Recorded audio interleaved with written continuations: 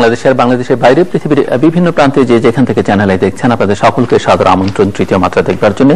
আর সাম্প্রতিক নানা বিষয় নিয়ে কথা বলবার জন্য আমার আজকের অতিথি বর্ষা আছেন বাংলাদেশের যুব মহিলা লীগের সাধারণ সম্পাদিকা এবং সাবেক সংসদ সদস্য অধ্যাপিকা অপু উকিল, আর ডানে রয়েছেন ধানের শীষ পত্রিকার সম্পাদক এবং জি9 এর সাধারণ সম্পাদক ডক্টর সাখাওয়াত হোসেন সায়ন্ত। স্বাগত আপনার দুজনকে স্টুডিওতে। ডক্টর সায়ন্ত প্রথম এসেছেন, আপনাকে বিশেষভাবে স্বাগত। অধ্যাপিকা অপু উকিল অবশেষে ফাঁসি হলো মীর কাসেম আলীর জামায়াত নেতা এবং তিনি জামায়াত ইসলামীর অন্যতম একজন আর্থিক পৃষ্ঠপোষক এবং এর মধ্য দিয়ে চূড়ান্ত পর্যায়ে বলা যেতে পারে বা মৃত্যুদণ্ডাদেশ নিশ্চিত হলো জামাতের শীর্ষ নেতাদের। এর বাইরে যারা আছেন তাদেরকে ঠিক সেই অর্থে খুব প্রভাবশালী বা শীর্ষ নেতা হিসেবে চিহ্নিত কাউকে করা যায় না। তো একটি ধাপের অবসান ঘটলো, আপনি কিভাবে দেখছেন?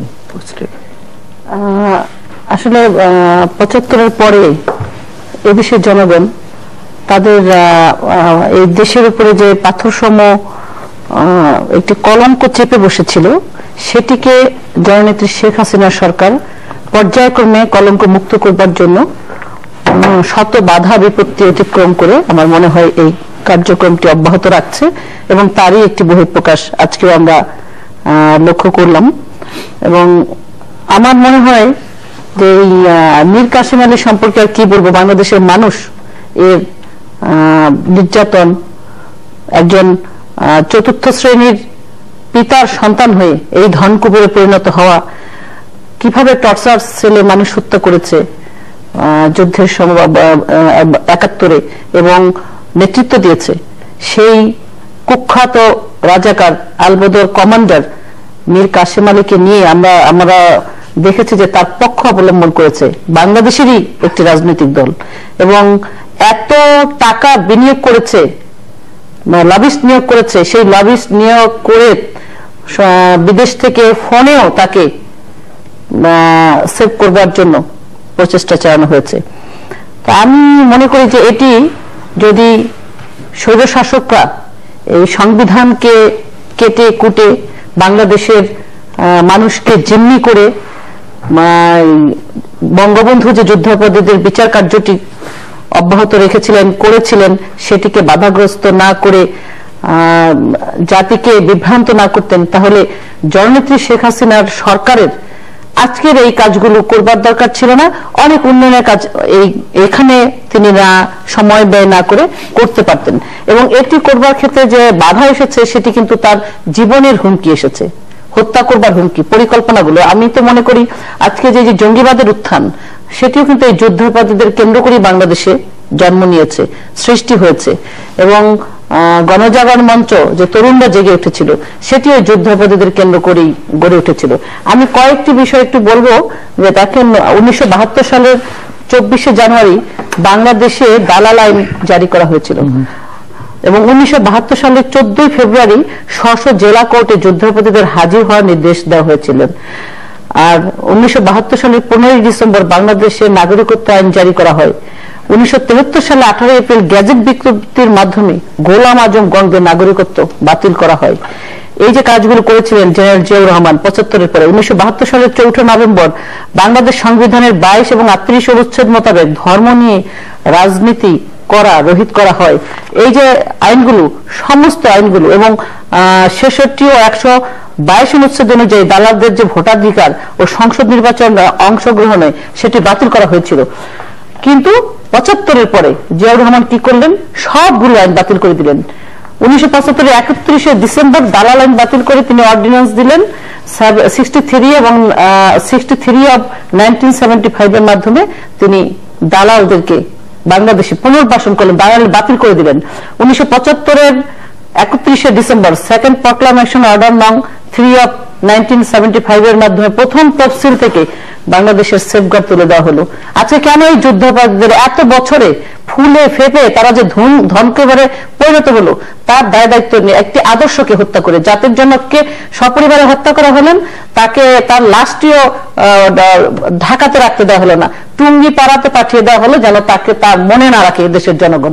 তার আদর্শকে হত্যা করবার জন্য বঙ্গবন্ধুর নামটি উচ্চারণ করতে দেওয়া হলো না, এমনকি টাকার নোটে বঙ্গবন্ধুর ছবি ছিল বলে সেই টাকাগুলো বাজেয়াপ্ত করা হয়েছিল। 1976 সালে সেকেন্ড প্রোক্লামেশন অর্ডার নং 3 এবং 3 অফ 1976 জারি করে ধর্মভিত্তিক দলগুলোকে রাজনীতি করবার জন্য 38 অনুচ্ছেদের শর্তাবলী তুলে দেওয়া হলো। যেই ধর্মভিত্তিক রাজনীতি করে এই জামাত, শিবির, রাজাকার, যুদ্ধবাদীরা মিলে আজকে বাংলাদেশের জঙ্গিবাদের সৃষ্টি করলো। সেকেন্ড প্রোক্লামেশন ঘোষণা জারি করে 122 অনুচ্ছেদ তুলে দিয়ে দালালদের, যুদ্ধাপরাধীদের ভোটের অধিকার ফিরিয়ে দেওয়া হলো। প্রোক্লামেশন অর্ডার নং 1977 জারি করে সংসদে নির্বাচিত হওয়ার লক্ষ্যে 66 অনুচ্ছেদের কিছু অংশ তুলে দেওয়া হলো এবং আমরা এরপরে জানি 18 জানুয়ারি নাগরিকত্ব ফেরত পাওয়ার জন্য মন্ত্রণালয়ে আবেদন করা হলো। এমনকি তাদেরকে মহান পার্লামেন্টে নেওয়া হলো, শাহ আজিজকে প্রধানমন্ত্রী বানানো হলো এবং এদেরকে এমন ভাবে পৃষ্ঠপোষকতা করা হলো, মন্ত্রী বানানো হলো। মন্ত্রী বানিয়ে তাদেরকে মহান জাতীয় সংসদে নেওয়া হলো, পতাকা দেওয়া হলো এবং যারা বীর শহীদ মুক্তিযোদ্ধা তাদেরকে জাতির জনক যে বাড়ি দিয়েছিলেন সে বাড়ি থেকে তুলে দিয়ে ওই যুদ্ধাপরাধীদেরকে প্রতিষ্ঠিত করা হলো। একজন মা, আমি এটা 71 চিঠি বইটিতে একজন মা লিখেছেন, জসিম নামে তার সন্তানকে মীর কাসেম আলী ধরে নিয়ে গেছে ডালিম হোটেলে। ধরে নিয়ে যাবার পরে মা গিয়েছেন তাকে মুক্ত করবার জন্য। ওই জসিমকে নির্দেশনা দেওয়া হয়েছে, তার মাকে বলেছে মীর কাসেম আলী যে মুক্তিযোদ্ধারা কে কোথায় আছে সেটি তাকে জানিয়ে দেওয়ার জন্য, ইনফরমেশন দেওয়ার জন্য, তাহলে তাকে হত্যা করা হবে না। কিন্তু শহীদ জসিমের মা বলেছেন আমি আমার সন্তানকে রক্ষা করতে চাই না, দেশকে রক্ষা করতে চাই। এবং সন্তান জসিম তার মার কাছে ভাত খেতে চেয়েছিল, তিনি তার মার যে ইচ্ছে সেটি ধারণ করে তিনি মৃত্যুকে আলিঙ্গন করেছিলেন এবং মা যখন ভাত নিয়ে আসে, ভাতটি সে খাবে, ওই সময় তাকে গুলি করে হত্যা করা হয় এই মীর কাসেম আলী। তো আরেকটি বিষয় করেছেন, 71-এর যে রণাঙ্গনে এক শহীদ তার মীর কাসেম আলীর নির্দেশে এক নারীকে ধর্ষণ করে বিবস্ত্র করে ফেলে রেখেছে, তার গর্ভে সন্তান। তাই বীর মুক্তিযোদ্ধা এই চিঠিতে লিখেছে, মাগো হয়তো আমি আসবো কিনা জানি না ফেরত, রণাঙ্গনে আমি এক বিবস্ত্র আমার বোনকে দেখলাম, তার শরীরে নখের আঁচড়, হায়নার অজস্র হিংস্রতা। মীর কাসেম আলীর উল্লেখ করেছে চিঠিতে, মীর কাসেম আলীর হিংস্র নখের আঘাতে আমার বোনটি জর্জরিত, তাকে ডেকেছি সে সাড়া দেয়নি, মৃত। কিন্তু তার জঠরে আগামী দিনের আমার দেশের অনাগত সন্তান, এই সন্তান হয়তো আর ভূমিষ্ঠ হতে পারলো না, তুমি, আমিও হয়তো ফেরত আসবো না, তুমি আমার দেশের স্বাধীনতার পতাকাকে দেখে রেখো। তার মাকে চিঠিতে লিখেছে। এই যে নির্যাতন, এই যে করুণ কাহিনী, এই দায় দায়িত্ব কে নেবে? আমি তো মনে করি জাতির জনকের খুনিদেরকে বিচারের আওতায় আনা হয়েছে, কিন্তু বাংলাদেশে জাতির জনকের রক্তে গড়া বাংলাদেশে 75-এর পরে তার আদর্শকে যারা হত্যা করেছে, ট্রিগার টিপে বঙ্গবন্ধুকে হত্যা করেছে, কিন্তু যারা তার আদর্শকে হত্যা করে এই যুদ্ধাপরাধীদেরকে বাংলাদেশে প্রতিষ্ঠিত করেছে, তারাও কিন্তু হত্যাকারী, তারাও খুনি। তাদেরকেও বিচারের আওতায় আনার, আজ শুধু যুদ্ধাপরাধীদের বিচারের মধ্য দিয়ে বাংলাদেশে কলঙ্ক মুক্ত হবে না। যারা এই মুক্তিযুদ্ধের চেতনার আদর্শকে হত্যা করেছে, জাতির জনককে ভুলিয়ে দিয়ে তার আদর্শকে বাংলার মাটি থেকে নিশ্চিহ্ন করে দিয়ে এই যুদ্ধাপরাধী, স্বাধীনতা বিরোধী পাকিস্তানি পন্থীদের নিয়ে 21টি বছর দেশ পরিচালনা করার নামে জাতিকে জিম্মি করে রেখেছিল, তাদেরকেও আজ বিচারের আওতায় আনবার জন্য জাতিকে ঐক্যবদ্ধ হতে হবে। Doctor Shakhawat Hossain science. জি, আপনাকে ধন্যবাদ। এবং এই প্রথমবারের মতো তৃতীয় মাত্রায় এসেছি, আমার সেই জন্য খুব ভালো লাগছে এবং আবারও ধন্যবাদ জানাচ্ছি। তো যে ইস্যুতে কথা হচ্ছিল সেটি হচ্ছে যুদ্ধ অপরাধের বিচার। আমি আমার ব্যক্তিগত অবস্থান প্রথমে পরিষ্কার করি, সেটি হচ্ছে পৃথিবীতে এবং বাংলাদেশে যে কোনো জায়গায়, যে কোনো সময়ে, যে কোনো হত্যাকাণ্ডেরই বিচার হওয়া উচিত এবং সেটা দেরিতে হোক আগে হোক, যত আগে হবে তত ভালো, দেরিতে হলেও তার বিচার হওয়া উচিত। এটি হচ্ছে পরিষ্কার অবস্থান। দ্বিতীয় অবস্থান হচ্ছে এই বিচারের অংশ হিসেবে, রায় হিসেবে সবকিছুতে, যে কোনো ধরনের নৃশংসতা, হত্যাকাণ্ড সবকিছুতে বিচার হিসেবে, রায় হিসেবে মৃত্যুদণ্ডের বিরোধী মানুষ আমি। দেশে দেশে যুগে যুগে যেসব মৃত্যুদণ্ড হয়েছে তার মধ্যে কখনো কখনো কোথাও ভুল প্রমাণিত হয়েছে, এবং সাংবাদিক শফিক রেহমানের এর উপরে অনেক গবেষণা আছে, প্রকাশনা আছে। আমি মনে করি যে মৃত্যুদণ্ড রায় হিসেবে অত্যন্ত অমানবিক। তারপরও বাংলাদেশের আইনে যেহেতু এখন এটি আছে, সুতরাং আদালত যে রায় দিবে নিশ্চয়ই তারা বিচার বিবেচনা বিশ্লেষণ সাক্ষ্য প্রমাণ সবকিছুর ভিত্তিতেই করছে। কিন্তু এই যে যুদ্ধাপরাধের বিচার, এটি এখন যে হচ্ছে, এটি একটি পলিটিক্যাল ইভেন্ট, রাজনীতি। অতীতে যে হয়নি সেটিও ছিল কিন্তু রাজনীতি।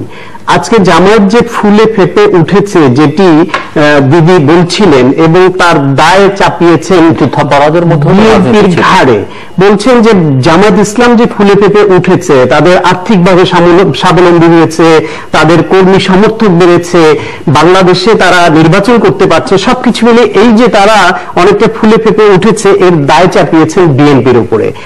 বিএনপির একক দায় এটা কেন হবে সেটি বলেন।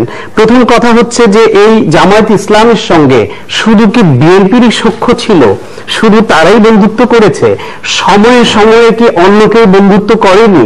স্বাধীনতা পূর্বের অবস্থায়ও যান, সেখানে তো 60-এর দশকে এই জামায়াত ইসলামী এবং আওয়ামী লীগ তো একই জোটে ছিল, কম্বাইন্ড অপোজিশন পার্টি বলে যে জোট ছিল, সেখানে তো জামায়াত ইসলামী এবং আওয়ামী লীগ একই সঙ্গে রাজনীতি করেছে, একই সঙ্গে তারা আন্দোলন সংগ্রাম করেছে। স্বাধীনতা যুদ্ধের সময় জামায়াত ইসলামী বাংলাদেশের বিরুদ্ধে অবস্থান নেয়, স্বাধীনতার বিপক্ষে অবস্থান নেয়, এবং বাংলাদেশের ম্যাক্সিমাম মানুষ, আমি বলবো অলমোস্ট সবাই, কিছু সংখ্যক ছাড়া বাংলাদেশের স্বাধীনতার পক্ষে ছিল। সেই সময় যে নৃশংসতা হয়েছে, যে জঘন্যতম বর্বরতা হয়েছে, তার বিচার হওয়া উচিত ছিল, হয়নি। পরবর্তীতে এসে সেই জামায়াত ইসলামী বাংলাদেশের রাজনীতিতে যে আসলো, ধরেন আপনি 86 সালে যে নির্বাচনটি হলো এরশাদের সময়, সেই নির্বাচনে প্রথম কিন্তু জামায়াত ইসলাম নির্বাচিত হয়ে এমপি হয়ে সংসদে যায়। সেই নির্বাচনটা কেন করতে পেরেছিল? সেই নির্বাচনটা হবার কথা ছিল না। আওয়ামী লীগের নেতৃত্বের জোট, বিএনপির নেতৃত্বের জোট, সবাই কিন্তু নির্বাচনে না যাওয়ার সিদ্ধান্ত নিয়েছিল।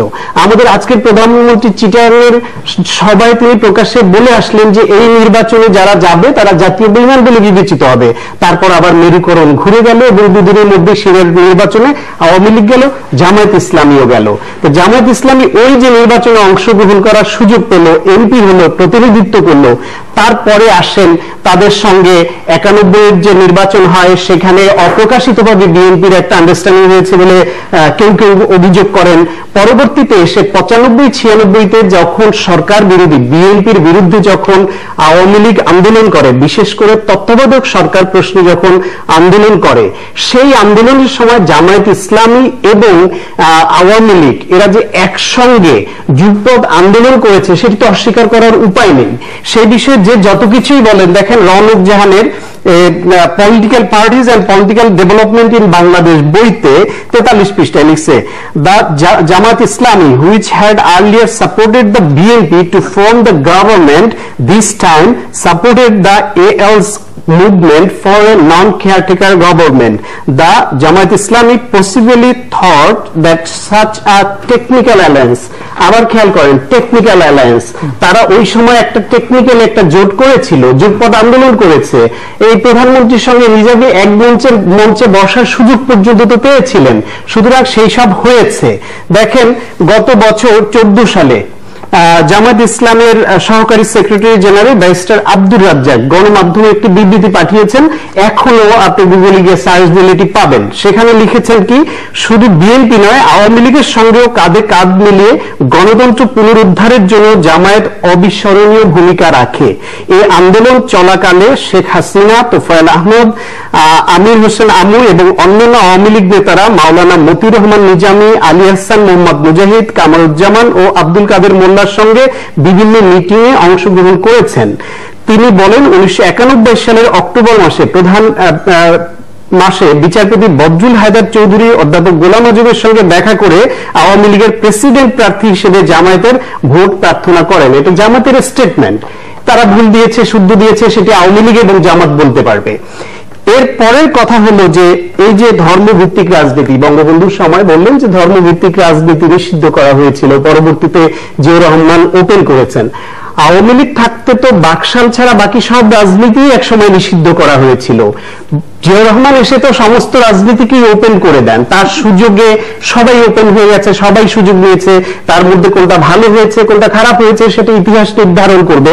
কিন্তু পরবর্তীতে এই যে জামায়াতের সঙ্গে যে এই যে আওয়ামী লীগেরও বিভিন্ন সময় অ্যালায়েন্স, বিভিন্ন সময় বন্ধুত্ব, আন্ডারস্ট্যান্ডিং, এইসব তো আমরা দেখেছি। এরপরে এখনকার প্রেক্ষাপটে আসেন, যদি আপনি মনে করেন যে সেই 72-এর সংবিধানে তো ফিরে গেছেন, সবকিছুতে ওইখানে যেটুকু আপনাদের কাজে লাগবে রাজনীতি করার জন্য সেটুকু একটা অংশ আপনারা টেনে নিয়েছেন, কিন্তু আদালতের বিষয়ে সুপ্রিম জুডিশিয়ালের কিছু বিষয় আছে, সেই সব বিষয়ে জিয়াউর রহমান যা করেছেন আদালত মনে করেছে এটা রাখা দরকার, ওগুলো আবার রেখে দিয়েছেন। আবার আসেন ধর্মভিত্তিক রাজনীতি, কেন আপনারা তো এরপরে তো 96-তে ক্ষমতা এসে 2001 পর্যন্ত থাকলেন, এইবার তো প্রথমবার 2009-এর জানুয়ারি থেকে আপনারা 5 বছর থাকলেন, আবার 14 জানুয়ারিতে যেভাবে হোক জোর করে হোক বিনা ভোটে হোক সরকারে তো আছেন, এখন আছেন, কেন আপনারা তাহলে জামায়াতকে নিষিদ্ধ করছেন না? নাম্বার 1। আর এখন শুধু তাহলে আগে ছিল ধর্মভিত্তিক রাজনীতি নিষিদ্ধ, এখন শুধু জামায়াত কেন করছেন? তাহলে যদি আপনারা মনে করেন যে ধর্মভিত্তিক রাজনীতি দেশের জন্য মঙ্গলজনক নয়, 72-এর সেই সংবিধান সেই সময়কার সেগুলি ভালো ছিল, তাহলে আপনারা ধর্মভিত্তিক রাজনীতি নিষিদ্ধের দিকে যাচ্ছে না কেন? এমনকি সবচেয়ে বড় যেটা যুদ্ধ অপরাধের সঙ্গে যুক্ত, সেই সময় স্বাধীনতা বিরোধী অবস্থানে ছিল, দেশের অনেক অনাচারের সঙ্গে যুক্ত, এটা তো সন্দেহাতীতভাবে জামায়াত ছিল, তাদেরকে রাজনীতি করার জন্য এই দিনে নিষিদ্ধ করবেন কি করবেন না সেটি নিয়েও রাজনীতি করছেন। এবং আপনাদের হাতে এত ক্ষমতা আছে, আপনারা তো প্রভূত ক্ষমতার মালিক, যে কাউকে ইচ্ছা করেন এলিমিনেশন করেন, যাকে খুশি আপনারা রাজনীতিকে বিতাড়িত করতে পারেন, সবকিছু ক্ষমতা রাখেন। কেন নিষিদ্ধ করছেন? যে বিচারটিও পলিটিক্যাল বিচার হচ্ছে, সেটি আপনি কেন বললেন? আমি মনে করি যে 1971-এর যে মুক্তিযুদ্ধ সেটা একটা পলিটিক্যাল ইভেন্ট ছিল, ওটা রাজনৈতিক ইস্যু। সুতরাং মুক্তিযুদ্ধকে কেন্দ্র করে এদেশে যা কিছু হবে সেটা সবই তো রাজনীতি। রাজনীতির বাইরে রাষ্ট্র হয়নি, রাজনীতির বাইরে রাষ্ট্র টিকবে না, রাজনীতির বাইরে এ ধরনের ইভেন্টের যে বিচার হওয়া বা না হওয়া সেটিও কিন্তু নির্ভর করে। সুতরাং এটি অবশ্যই একটি রাজনীতি। তার মানে কি এটি বলে আপনি এটিকে নেগেটিভলি উপস্থাপন? না, আমি পজিটিভলি 71-কে পজিটিভলি দেখি, তার সঙ্গে সবগুলোই রাজনীতি। আমার খুব ভালো লাগছে জিলু ভাই যে আমি বিএনপি প্রতিষ্ঠাবার্ষিকীতে প্রত্যেকটি পত্রিকার শিরোনাম ছিল, টকশোতে আলোচনা ছিল যে বিএনপি তার জন্মের পর থেকে সবচেয়ে খারাপ সময় অতিবাহিত করছে, এটি ছিল শিরোনাম। তা আমার ভালো লাগছে যে আজকে সায়ন্ত যে টকশো করছে এর মধ্য দিয়ে বিএনপির যে শেষ সময় খারাপ সময় অতিবাহিত করছে বলছে যে হয়তো বিএনপির মৃত্যুই ঘটবার জন্য এই রকম টকশোতে যখন কথা বলছে যে মৃত্যু অবধারিত বিএনপির, কারণ হচ্ছে সে কিন্তু ডাইরেক্ট স্বীকার করেছে, বলেছে যে মহান মুক্তিযুদ্ধ হচ্ছে একটি রাজনীতি। রাজনীতি হচ্ছে কি, মানে পাকিস্তান বিরোধিতা করেছে মহান মুক্তিযুদ্ধে, এবং পাকিস্তানের পক্ষে যারা বাংলাদেশের আজকে যারা আছে বিএনপি জামাত, সেই কারণেই যুদ্ধাপরাধীদের সে বোঝাতে চেয়েছে, সেই কারণেই মুক্তিযুদ্ধের পক্ষের দল, স্বাধীনতার পক্ষের দল, স্বাধীনতা যেই দল করে বাংলাদেশে স্বাধীন করেছিল সেই আওয়ামী লীগের সরকার পাকিস্তানপন্থী যারা বাংলাদেশে পাকিস্তানের এজেন্ডা নিয়ে রাজনীতি করছে বিএনপি জামায়াত, সেই রাজনীতিকে হেয় করবার জন্যই হয়তো যুদ্ধাপরাধীদের বিচার করছে বা তাদেরকে পরাস্ত করবার জন্য করছে। আমি স্বীকার করছি যদি সায়ন্তর উক্তি এটি হয়। এবং আরেকটি বিষয় হচ্ছে বলছে যে জামাতের সঙ্গে আওয়ামী লীগের সখ্যতা, এই কথা বলে নিজের অস্তিত্ব বিলীন হয়ে যাচ্ছে। আমি যদি বলি আওয়ামী লীগ যে সেদিন জোট করেছিল সেখানে স্বৈরশাসক এরশাদকে পতন করবার জন্য সেই জোটে তো বিএনপি ছিল, বিএনপিকে তো খুনি ফারুক বিবৃতি দিয়ে বলেছেন, ওপেন বলেছেন, আত্মস্বীকৃত খুনি, যে জিয়াউর রহমান জানতেন জাতির জনকের হত্যাকাণ্ডটি, তিনি সম্পৃক্ত ছিলেন।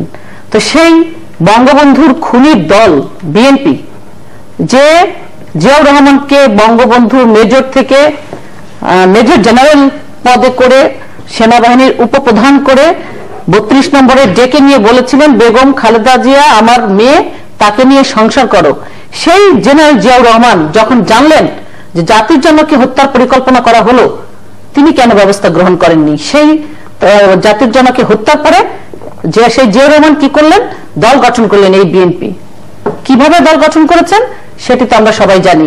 সকল রাজনীতির যে উচ্ছিষ্টজন তাদেরকে নিয়ে ফর্ম বিক্রি করে লোভ লালসা দেখিয়ে দল গঠন করেছে। সেই বিএনপি পাপিষ্ট দল, জাতির জনকের হত্যাকারী সঙ্গে সম্পৃক্ত ছিল, তার নেতৃত্বের দল। সেই বিএনপির সঙ্গে কি আওয়ামী লীগ রাজনীতি করছে না? বাংলাদেশের মানুষ এই বিএনপির নেতৃত্বে সরকার পরিচালিত হয়েছে সেটি মেনে নিয়েছে না? নিয়েছে। কারণ হচ্ছে জাতির জনকের হত্যার পরে অনেক কিছু বাংলাদেশে ঘটেছে যা ঘটার কথা ছিল না। জামাত শিবিরকে আমি প্রথমেই বলেছি, আমি এখানে প্রথমেই উপস্থাপন করেছে যে বঙ্গবন্ধুকে হত্যার পর কিভাবে যুদ্ধাপরাধীদেরকে, জামাত শিবিরকে, গোলাম আজমকে ফিরিয়ে এনে বাংলাদেশে রাজনীতি করবার সুযোগ দেওয়া হয়েছিল, প্রতিষ্ঠিত করা হয়েছিল। তাদেরকে আমি ডকুমেন্ট এখানে তুলে ধরে আমি বলেছি, তাদেরকে যখন প্রতিষ্ঠিত করা হয়েছে, এখন পার্লামেন্টে যদি জামাত শিবির থাকে আওয়ামী লীগের যেতে হয়েছে।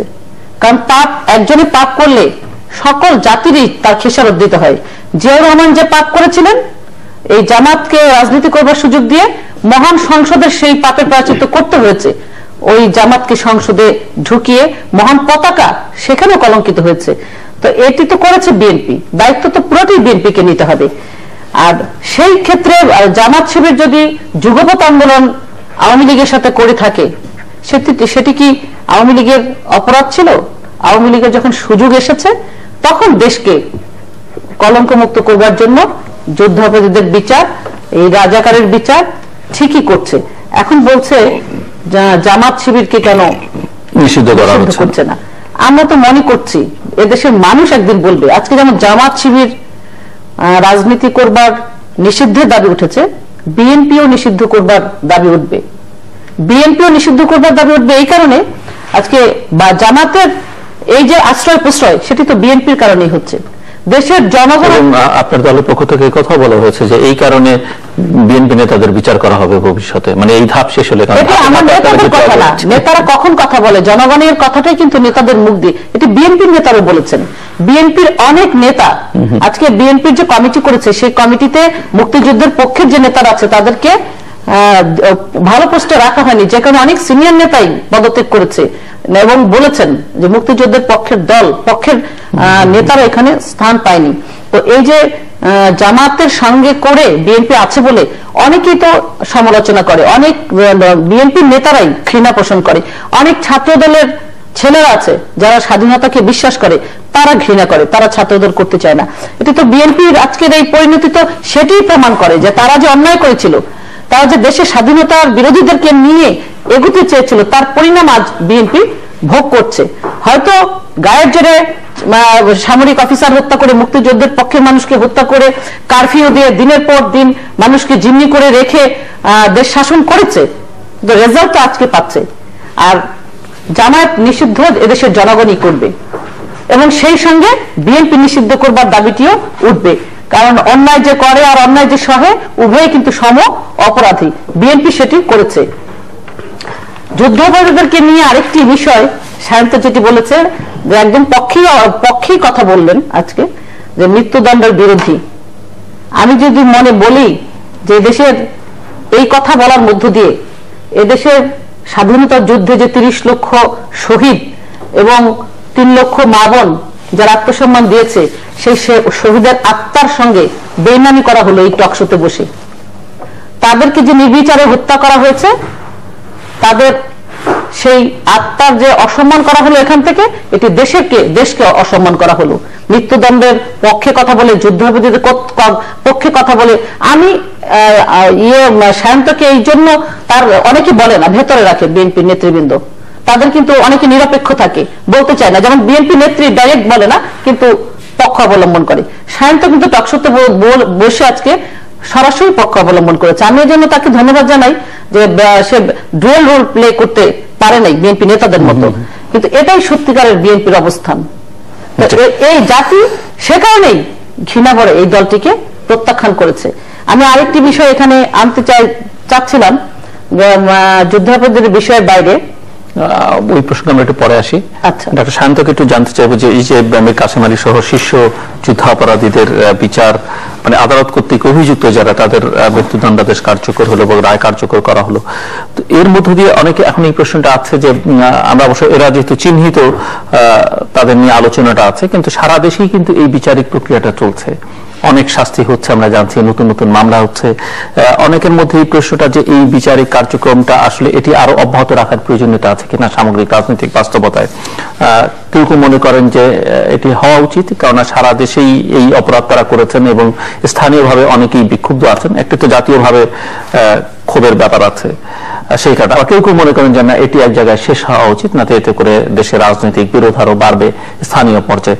আপনি কি মনে করেন? আর যদি অধ্যাপিকা উপকূলের কথার আমি দু একটা জিনিস একটু মিস ইন্টারপ্রিটেশন হয়েছে, সেটা একটু ক্লিয়ার করি। এক নম্বর হলো, দিদি যদি এখন আমার মনের কথা বুঝে মনের মতো করে ব্যাখ্যা দেয় সেটি তো হবে না। আমি কি বলতে চেয়েছি, কি বলেছি ওটি নিয়ে কথা বলেন না, কি বলতে চেয়েছি সেটি নিয়ে বলেন। যেমন 1971 সালের যে মুক্তিযুদ্ধ, সেটাকে রাজনৈতিক বলেছি, এটা আমি এখনো বলছি। সেটা অবশ্যই রাজনীতি ছিল, একটি মহৎ রাজনীতি ছিল, এবং স্বাধীনতার পক্ষের রাজনীতি অবশ্যই একটি মহৎ রাজনীতি। সেই রাজনীতির আদলেই সবকিছু হচ্ছে বা হবে যে যার অবস্থা অনুসারে। আওয়ামী লীগ এখন এই বিচার করছে রাজনৈতিক সুবিধাজনক অবস্থানে আছে বলে, তারা আবার সুবিধাজনক অবস্থানে না থাকলে হয়তো অন্য কৌশল নেবে, যেটা নিয়েছিল অতীতে। আগে বলেছি, যেটা বলছেন যে গায়ের জোরে দেশ শাসন, বিচার কিন্তু রাজনৈতিক অপরাধের হচ্ছে না যে তারা মুক্তিযুদ্ধের বিরোধিতা করেছেন, সেই মানবতা বিরোধী বিচার হচ্ছে তারা মানবতা বিরোধী অপরাধ, তারা ধর্ষণ, সেটি তো অস্বীকার করার সুযোগ নাই। আরেকটা বিষয় হচ্ছে যেটা মৃত্যুদণ্ড নিয়ে, যেটা সেটাও ভুল বুঝাবুঝির ক্ষেত্র তৈরি করেছেন। আমি বলেছি যে যেহেতু বাংলাদেশে প্রচলিত আইনে মৃত্যুদণ্ড আছে, সুতরাং এটি নিয়ে তো এখন বলবার কিছু নাই, কিন্তু সামগ্রিকভাবে আমি পৃথিবীর বেশিরভাগ দেশে এখন মৃত্যুদণ্ড রহিত হয়ে গেছে। পৃথিবীর বেশিরভাগ, অলমোস্ট সব যে হিউম্যান রাইটস অর্গানাইজেশন, তারা এটার বিরুদ্ধে অবস্থান নেয়। শুধু বাংলাদেশের এইটা তো ইভেন্ট না তাদের জন্য, সারা পৃথিবী। আমি সেই রকম মানসিকতা পোষণ করি। সেটা শুধুমাত্র এই মামলার ক্ষেত্রে আমি বলছি না, যেটা দিদি কনসেন্ট্রেট করে ফেলেছেন এই মামলার দিকে। এখন একটা জায়গায় গিয়ে তো আপনাকে পজ টানতে হবে। আপনি কখন এটা বিচার হলো তো বা হচ্ছে, হবে। এরপরে হচ্ছে আপনি যেটা বলছেন, আর একটা বিষয় বলি, জাতীয় পতাকা। বিএনপি জামাত ইসলামের দুজনকে মন্ত্রী বানিয়েছে, জাতীয় পতাকা দিয়েছে, সেটা অনেকের দৃষ্টিতে খারাপ করেছে, পাপ করেছে, সেটা ঠিক হয়নি অনেকের দৃষ্টিতে। তারা তখন রাজনৈতিক ঐক্য হিসেবে, দেশে ঐক্যের প্রক্রিয়া হিসেবে তারা করেছে, সেটাও ভুল শুদ্ধ বিশ্লেষণ এক একজনের এক এক রকম। বঙ্গবন্ধু তো 74 সালে ভুট্টোকে এনে লাল গালিচা সংবর্ধনা দিয়েছিলেন, ওই সময় অনেকে অবাক হয়েছিল, কিন্তু তখন সেটি সঠিক মনে করেছিলেন যে আমাদের পাকিস্তানের সঙ্গে সম্পর্ক তৈরি দরকার, ঐক্য দরকার, কিন্তু কৌশলগত অবস্থান। সে এখন কারা করছে তারাই বলতে পারে, কিন্তু আওয়ামী লীগও তো তাদের মন্ত্রিসভায় দুইজন স্বাধীনতা বিরোধীকে জায়গা দিয়েছিল, তাদের পতাকা তুলে দিয়েছিল। তারা হতে পারে মুজাহিদি বা নিজামীর মতো ওই মাপের না, তারা রাজনৈতিকভাবে ওই পর্যায়ে না, কিন্তু তারাও স্বাধীনতা বিরোধী ছিল, তাদের পত্রিকায় বক্তব্য বিবৃতি আছে, এবং তারা রাজাকার ছিল। আপনি একজনকে পাটমন্ত্রী করেছিলেন, একজনকে ধর্মমন্ত্রী করেছিলেন, তাদের স্বাধীনতা যুদ্ধের সময় ভূমিকা কি মুক্তিযুদ্ধের পক্ষে ছিল? সেটি থাকলে আপনি বলেন যে মুক্তিযুদ্ধের পক্ষে ওরা এই কাজ করেছিলেন বা এই অবস্থান নিয়েছিলেন বা এই বিবৃতি দিয়েছিলেন। অথচ বিরুদ্ধে যদি আমি সংগ্রামে প্রকাশিত তাদের বাংলাদেশের স্বাধীনতার বিরুদ্ধে বিবৃতি আমি দেখাতে পারবো, আছে, সেটা আপনারা করেছেন। এরপরে হলো আপনি যে প্রশ্ন করেছেন যে এই বিচার কতদিন চলবে। একটা দু রকমের মতই আছে, আমার মনে হয় যে একটা হচ্ছে যে আওয়ামী লীগ কি চায় তার উপর ডিপেন্ড করছে, এটা কত দূর তারা টেনে নিয়ে যাবে। দেশের বিভাজন যত, আমাদের একদিকে বিচার যেমন দরকার, একটা এত বড় জঘন্য কাজ হত্যাকাণ্ড, তার বিচার যেরকম দরকার, আওয়ামী লীগের নির্বাচনে ম্যানিফেস্টো ছিল, তারা সেটা করেছে, কিন্তু কত দূর তারা যাবে। দেশের ঐক্য তো দরকার, কোন দেশই তো ঐক্যবদ্ধভাবে নাই বলে ডেভেলপমেন্ট সাস্টেইনেবল হয় না। এখন সেই ঐক্য কতদূর কিভাবে এগিয়ে নেবেন, কতদূর বিচার করবেন, সেটা আওয়ামী লীগের সিদ্ধান্ত। তবে আমার মনে হয় গুরুতর অপরাধী যারা, তাদের বিচার হওয়া উচিত। তার বাইরে যারা ছোটখাটো অপরাধী কিংবা শুধুমাত্র অবস্থার প্রেক্ষিতে যারা ওইরকম স্বাধীনতা বিরোধী ভূমিকায় ছিলেন, তাদেরটা করবেন কিনা সে বিষয়েও ভাবতে পারে। এটা একান্তই আওয়ামী লীগের এবং সরকারের বিষয়। অধ্যাপিকা উপকূল, দেখুন, উন্নয়ন কিংবা গণতন্ত্র স্বাধীনতা বিরোধীদেরকে দেশে রাজনীতি করবার সুযোগ দিয়ে কোনোদিনই হয়নি এবং হবেও না। এত বছর বাংলাদেশের উন্নয়ন স্থবির হয়েছিল এই যুদ্ধাপরাধী এই রাজাকারদেরকে দেশ পরিচালনায় সহযাত্রী করার কারণে। যুদ্ধাপরাধীদেরকে বিচার করে দেশকে কলঙ্কমুক্ত করেছে বলেই বাংলাদেশ আর স্বল্প মধ্যমায়ের দেশে পরিণত করতে পেরেছে জননেত্রী শেখ হাসিনা। বাংলাদেশের দল, বাংলাদেশের গণতন্ত্র, সেটি অবশ্যই প্রত্যেকটি রাজনৈতিক দল হতে হবে মুক্তিযুদ্ধের পক্ষের দল এবং গণতন্ত্র হতে হবে মুক্তিযুদ্ধের গণতন্ত্র। সেটি পাকিস্তানি গণতন্ত্র হলে দেশের উন্নয়ন কখনই সম্ভব না। যেটি উন্নয়নের প্রচেষ্টা চালিয়েছে বিএনপি সরকার, সে জিয়াউর রহমান থেকে বেগম খালেদা জিয়া, মাঝখানে এরশাদ সাহেব, কোন উন্নয়নই বাংলাদেশের মানুষ ভোগ করতে পারেনি। মৃত্যু, হত্যা, রক্তগঙ্গা বয়েছে বাংলাদেশে। বরং আমরা দেখেছি যে বাংলাদেশের যে বাঙালির ঐতিহ্য, সংস্কৃতি, স্বাধীনতা, চেতনা, মুক্তিযুদ্ধের সবকিছু পাল্টে দিয়ে পাকিস্তানি ভাবধারার প্রশাসন যন্ত্র প্রতিষ্ঠা করবার জন্য নিরন্তর তারা প্রচেষ্টা চালিয়েছে। এবং এখনো টকশোতে বসে যে অসত্য কথা আপনি বলছেন, বিএনপির প্রত্যেকটি কর্মকাণ্ড, হ্যাঁ বলছি আমি কোনটি, বিএনপির প্রত্যেকটি কর্মকাণ্ড কিন্তু মিথ্যার উপর ভর করে, দলটির জন্ম হয়েছিল মিথ্যার উপর ডিপেন্ড করেই, এবং যে কারণে দলকে আজকে খেসারত দিতে হয়েছে। আপনি অসত্য উচ্চারণ করলেন এইটি যে আওয়ামী লীগ দুজন স্বাধীনতা বিরোধীদেরকে মন্ত্রিসভায় দিয়েছে। একটি কথা মনে রাখবেন, জাতির জনকের কন্যা শেখ হাসিনা যখন এই যুদ্ধাপরাধীদের বিচার প্রক্রিয়াটি শুরু করেছেন, তখন কিন্তু আওয়ামী লীগের অনেকের বিচার হয়েছে। যারা আওয়ামী লীগ করেছে, দলে ছিল, পদে ছিল, তাদেরকেও জনগণ ডকুমেন্ট নিয়ে হাজির হয়েছে। আইসিটি প্রমাণ ডকুমেন্ট দিয়েছে, এদের বিচার করা দরকার। বাংলাদেশের জনগণ এই বিচারের পক্ষে। আওয়ামী লীগের অসত্য হলো যে অবশ্যই তারা বলেছে, আপনি মন্ত্রী নুরুল ইসলাম সাহেবের কথা বইতে বিবৃতি দেখাতে পারবো, আচ্ছা বলছি, সংগ্রাম পত্রিকায় কোন একটি পেপারে যদি এরকম আপনি পেয়ে থাকতেন, আপনার কাছে যে ডকুমেন্ট ছিল, আপনি ধর্মমন্ত্রীর সাবেক ধর্মমন্ত্রী ইসলাম সাহেবকে নিয়ে জামালপুরের অনেকে ওনারা এই ইয়েটা দেন। আমি অনেককে বলেছি, যদি আপনাদের কাছে এই ডকুমেন্ট থেকে থাকে, আপনি তো এই দেশের মুক্তিযুদ্ধকে বিশ্বাস করা একজন মানুষ, তাহলে এই ডকুমেন্ট নিয়ে কেন তার বিচারের কার্যটি পরিচালনা করবার জন্য আপনারা যাননি? আপনাদের তো উচিত ছিল। অসত্য বললেন, স্বাধীনতার পক্ষে ছিলেন না, কখনোই স্বাধীনতা বিরোধী, তারা স্বাধীনতার পক্ষে ছিলেন, প্রমাণ আছে, অবশ্যই প্রমাণ আছে। প্রমাণ আছে যারা স্বাধীনতার বিরোধিতা করেছে তাদের ডকুমেন্ট বাংলাদেশের মানুষের মুখে মুখে, মানুষের চোখে চোখে। আমার হাতে ডকুমেন্টস আছে, একটা বিবৃতি আছে, একটা বইয়ের কথা বললাম, আপনি একটু বলেন। আপনাদের একজন সংগ্রামের পত্রিকা দিয়ে আপনি একজনকে তো রাজাকার বানাতে পারবেন না। আপনারা তো তাই বানান। ওই সময় দৈনিক সংগ্রামে মুক্তিযুদ্ধের পক্ষের যে বিবৃতি ছিল, সেটা তো এভিডেন্স হিসেবে গ্রহণ করা হয়। জিয়াউর রহমানকে এতদিন স্বাধীনতার ঘোষক ঘোষক বলে গলা ফাটাতো না বিএনপির লোকজন, এখন কিন্তু আর জিয়াউর রহমানকে স্বাধীনতার ঘোষক বলে না কেউ, বরং ওই কথাটি যারা বলেছে তারা ভুল স্বীকার করে, এখন আর বলে না কেউ। সবাই আপনি কথায় কথায় বলেন না, আপনার সময় আপনি বলবেন।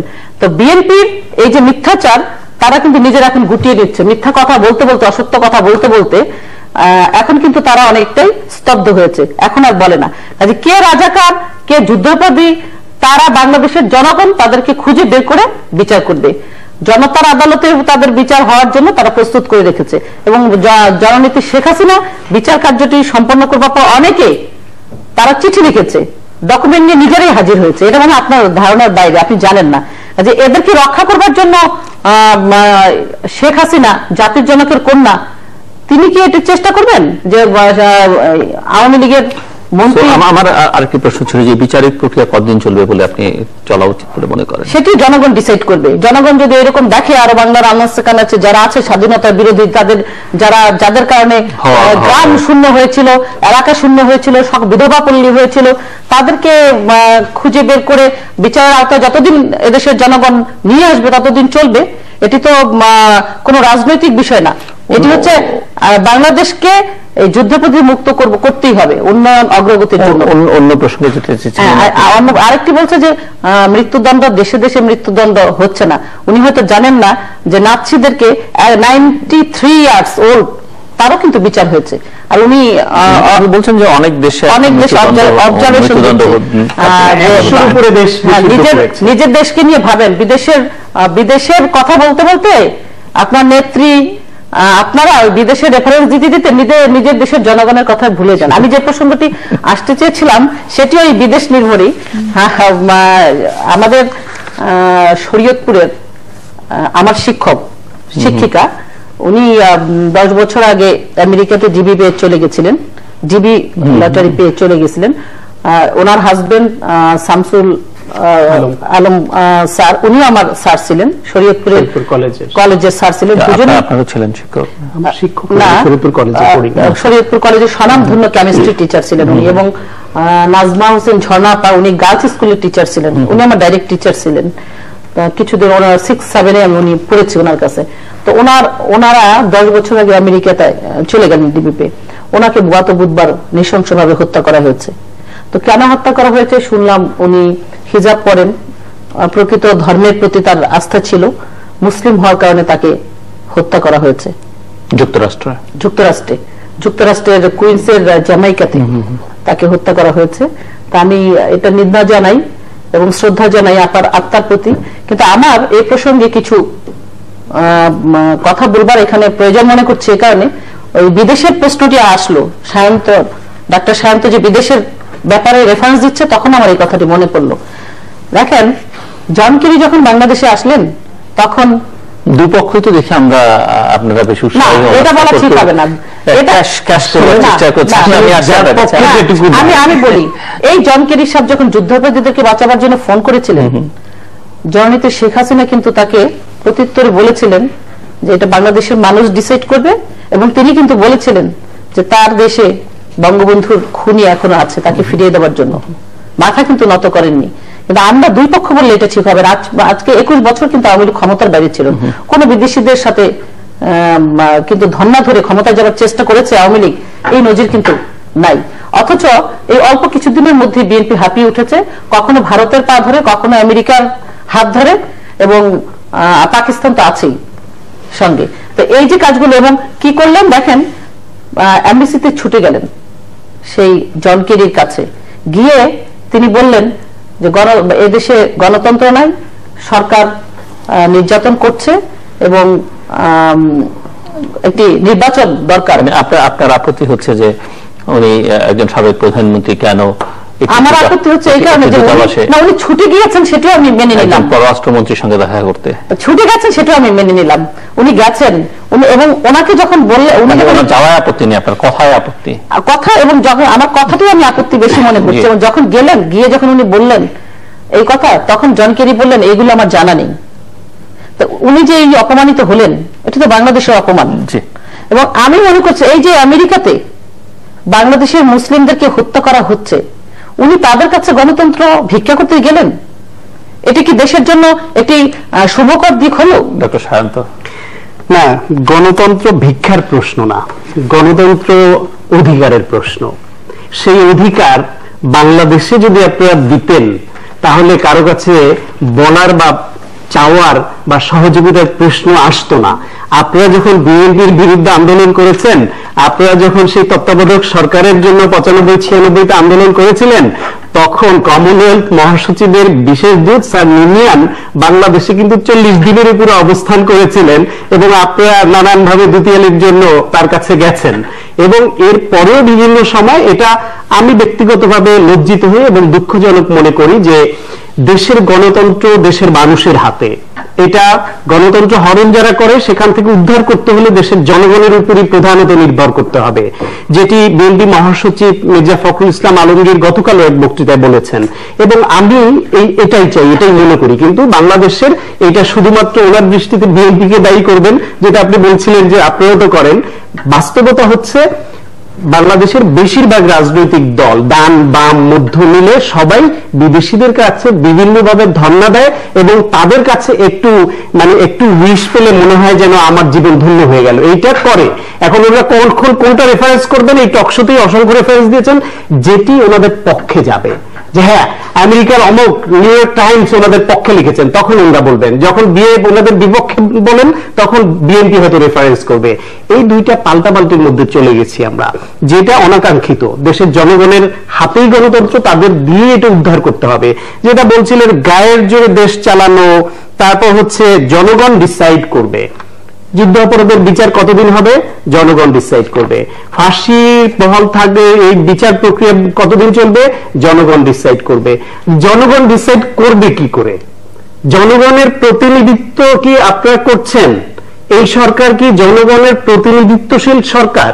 বিএনপি পচে গেছে, বিএনপি খারাপ হয়ে গেছে, বিএনপি আনপপুলার হয়ে গেছে, ছাত্রদল নাকি বিএনপি করতে চায় না, যারা মুক্তিযুদ্ধে বিশ্বাসী বিএনপি সিনিয়র নেতারা দলে দলে পদত্যাগ করছে, সে খবর দিদির কাছে আছে। তো আপনি এত আনপপুলার হয়েছে, এত খারাপ অবস্থা, একটা ক্রেডিবল পার্টিসিপেটরি ইলেকশন দেন না। বুঝলাম 2014 সালের 5 জানুয়ারি বিএনপি আওয়ামী লীগের অধীনে নির্বাচনে না গিয়ে ভুল করেছে, তারা ট্রেন মিস করেছে, বলেন যে ট্রেনে উঠতে পারিনি। জনগণ তো পাপ করেনি, আপনার 5 থেকে 7% মানুষ ভোট দেওয়ার সুযোগ পায়নি। আপনাদের নিজস্ব যে কর্মী বাহিনী আছে, সেই কর্মীরাও তো সবাই ভোট দিলে 10%-এর উপরে ভোট হওয়ার কথা, সেটি হয়নি। অর্ধেকের বেশি 300 আসনের মধ্যে 153 আসনে বিনা প্রতিদ্বন্দ্বিতা নির্বাচিত হয়ে যায়। আপনার সাংবিধানিক বাধ্যবাধকতার জন্য হোক, যেভাবেই হোক, তখন একটা নির্বাচন করতে বাধ্য হয়েছিলেন। কতটা মানে লজ্জাসরণ খেয়ে ফেললে, কতটা স্বৈর শাসক হলে, কতটা গায়ের জোরে চালানোর মনোভাব থাকলে ওর পরে আবার বলতে পারে দম্ভ করে যে 2019 সালের আগে নির্বাচন হবে না? আপনারা তো অনেক পপুলার হয়ে গেছেন, ভালো ভালো কাজ করছেন। আপনারা বুঝলাম শেয়ার মার্কেটে লুণ্ঠন হয়েছে, বুঝলাম হলমার্ক হয়েছে, বুঝলাম পদ্মা সেতুর এখানে ব্যাপক দুর্নীতির অভিযোগ এসেছিল, দুর্নীতি হয়েছে, আবার পদ্মা সেতু করছেনও। আপনারা উন্নতি করছেন, কত কিছু করছেন। আপনারা রিজার্ভ ব্যাংকে চুরির পরে আপনাদের অর্থমন্ত্রী বলে এটা সাগর চুরি হয়েছে। আপনারা অনেক উন্নতি করছেন, অনেক কিছু করছেন। ফুলে ফেপে এক একজনের সম্পদ 100 গুণ, 200 গুণ, 1000 গুণ বেড়ে গেছে, সংবাদ মাধ্যমেই দেখতে পাই। উন্নতি তো আপনাদের হয়েছে, দেশের সাধারণ জনগণের হয়েছে কিনা তারা সেই রায়টা দিবে, রায় দেওয়ার সুযোগ দেন। একটা পার্টিসিপেটরি ইলেকশন দেন, জনগণের রায় নেন। তারপর জনগণ যদি মনে করে যে হ্যাঁ আওয়ামী লীগ দেশের জন্য ভালো কাজ করছে, তারা দেশের পক্ষে কাজ করছে, তারা দেশ প্রেমিকের মতো অবস্থান নিচ্ছে এবং রাজনীতিক হিসেবে গণতন্ত্রের পক্ষের শক্তি তারা, তাহলে জনগণ আপনাদের আবারও ভোট দিবে। আপনারা তখন এই যে এখন যে কথাটা বললেন যে জনগণ সিদ্ধান্ত নেবে, এই কথাটা বলতে পারবেন। যতদিন পর্যন্ত জনগণের রায় নেবেন না, জনগণের প্রতিনিধিত্ব করবেন না, ততদিন পর্যন্ত এই কথাটা বলাটা খুবই বেমানান। আপনারা কেন এত লজ্জিত হন না বুঝি না। আওয়ামী লীগের মতো একটা দীর্ঘ ঐতিহ্যবাহী একটা গণতন্ত্রের পক্ষের দল, তারা এইরকম একটা নির্বাচন করতে পারে কি করে? এই কথা আমি আওয়ামী লীগের অনেক নেতার মুখে শুনেছি যে এইটা আমাদেরকে কলঙ্কের তিলক। এটা যতদিন বাংলাদেশে আওয়ামী লীগ থাকবে, যতদিন গণতন্ত্র থাকবে, ততদিন রেফারেন্স হয়ে আসবে। পেছনের অনেক ঘটনা যেরকম এখন রেফারেন্স দেওয়া হয় গণতন্ত্রের কলঙ্ক হিসেবে, এইটা গণতন্ত্রের সর্বোচ্চ কলঙ্ক হিসেবে চিহ্নিত হবে এবং এটা হবে। এই দায় আপনারা নিয়েছেন এবং সেটা আপনারা টেনে নিচ্ছেন দীর্ঘদিন ধরে। আচ্ছা, ইলেকশনের জন্য ইলেকশন চাচ্ছে ডক্টর শান্ত, আমি চাচ্ছি না, আপনাদের সাথে কে চাচ্ছে? আমাদের সাথে তো জনগণের কথা বলছেন যে জনগণ ভোট দিতে পারে নাই। আপনি একটা কথা মনে রাখবেন, জনগণ যদি কিছু চায়, কোন সরকারের সেটি ঠেকিয়ে রাখবার কিন্তু ক্ষমতা থাকে না। জনগণ স্বতঃস্ফূর্ত ভাবে তখন ঐক্যবদ্ধ হয়ে তার বিরুদ্ধে তার পক্ষের দাবিটা আদায় করে নেয়। বাংলাদেশের জনগণ নির্বাচন চায় না বলেই এই সরকার পরিচালিত হচ্ছে এবং সঠিকভাবে ভালোভাবে উন্নয়নের পথে এগিয়ে যাচ্ছে, গণতান্ত্রিক ভাবে এগিয়ে যাচ্ছে। আপনি দল নির্বাচন দিলে বিএনপিও নির্বাচনে আসবে না, কারণ আমরা ইতিমধ্যেই দেখেছি ইউনিয়ন উপজেলায় যে নির্বাচনগুলো হয়েছে সেখানে বিএনপি প্রার্থী দেয় নাই ঠিক মতো। গত 5ই জানুয়ারি যে নির্বাচন হয়েছে 2014, বিএনপি যেমন আসেনি, আগামীতে নির্বাচনে বিএনপি আসবে কিনা সেটি আপনি দলের সঙ্গে বসে আগে ঠিক করেন। কারণ প্রার্থী আছে কিনা, প্রার্থী দিতে পারবে কিনা, সেটি কিন্তু এখন বিএনপির ভাববার বিষয়। আপনি বলবেন আপনার সময়, আপনি পরে বলবেন, আপনার টাইম না। বিএনপি এত বিশাল কেন্দ্রীয় কমিটি সমালোচনা করেন আপনারা, এটা না, এটা তো আমার কথা না, প্রার্থী দিতে পারেন না, পারে নাই তো, দুর্বল দিয়ে দেন দিদি। এটি তো আপনারা যখন প্রমাণ করেছেন যে ইউনিয়ন পরিষদে অনেকেই প্রার্থী দিতে পারে নাই, অনেক জায়গায় বিএনপির প্রার্থী ছিল না। আর ইলেকশন নেওয়ার জন্য এত ব্যতিব্যস্ত হয়ে গেছেন যে নির্বাচনে এবার যা নির্বাচন হবে এটি ভালোভাবে জেনে নেন এইবার যে 2019 নির্বাচন হবে, সেই নির্বাচনে কোন রাজাকারের দল নির্বাচনে অংশগ্রহণও করতে পারবে না। ওই মুক্তিযুদ্ধের বিরুদ্ধে যে দল, তারা সরকারেও আসতে পারবে না, সরকার গঠনও করতে পারবে না। এটি বাংলাদেশের জনগণ আর করতে দেবে না। সেই পরিবেশ কিন্তু তৈরি হয়ে গেছে। সেই পরিবেশ তৈরি হয়ে গেছে বলেই আজকে দেশের জনগণের মধ্যে আপনারা যে বলেন যে আমরা গণতন্ত্র চাই, এই সরকারের গণতন্ত্র নাই, এই কথায় বুলি আওড়াচ্ছে না। কারণ জানে বিএনপির গণতন্ত্র মানে, বিএনপির গণতন্ত্র দেশের মানুষ দেখেছে 91 থেকে 96, আবার 2001 থেকে 2006 পর্যন্ত তারা যে কি গণতন্ত্র দিয়েছিল সেটি দেশে আমি এখন আর উল্লেখ করতে চাই না। এদেশের মানুষ হারে হারে টের পেয়েছে।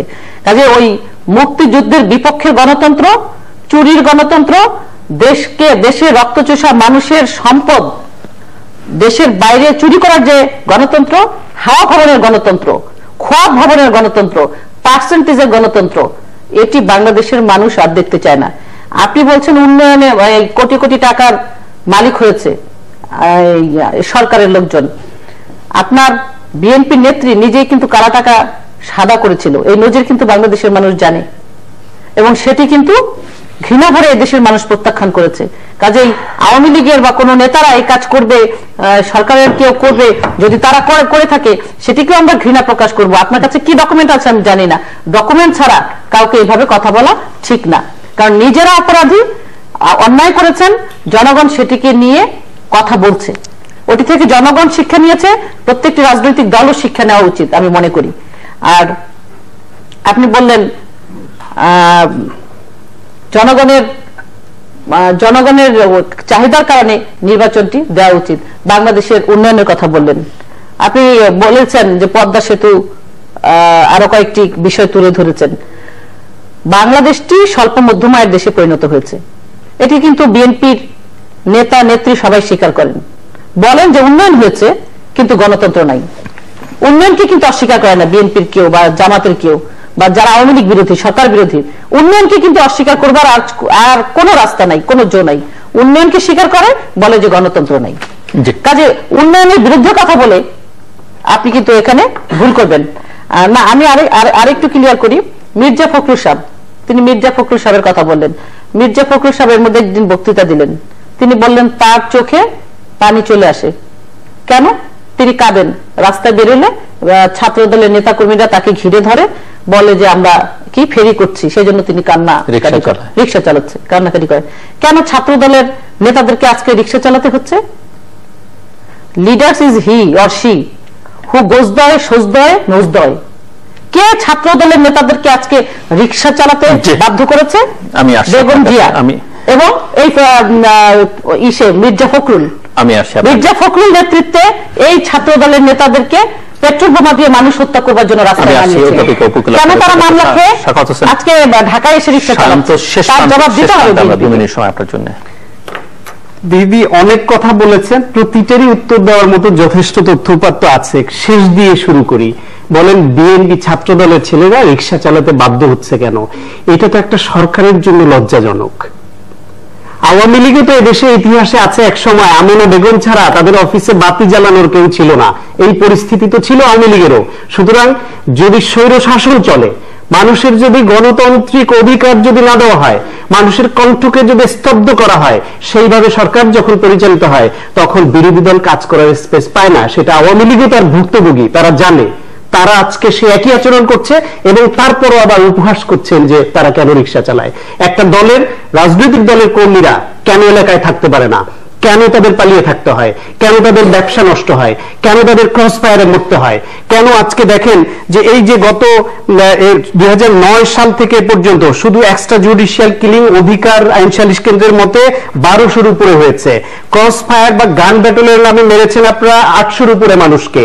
এই যে এই মানে শুধু গুম, এই গত কয়েকদিনে 2009 সাল থেকে 2016 জুলাই পর্যন্ত আইন সালিশ কেন্দ্র একটি মানবাধিকার সংস্থা, সেটা নিশ্চয়ই স্বাধীনতা বিরোধীদের না, সেটা নিশ্চয়ই সরকার বিরোধী না, সেটি আপনি বলবেন না।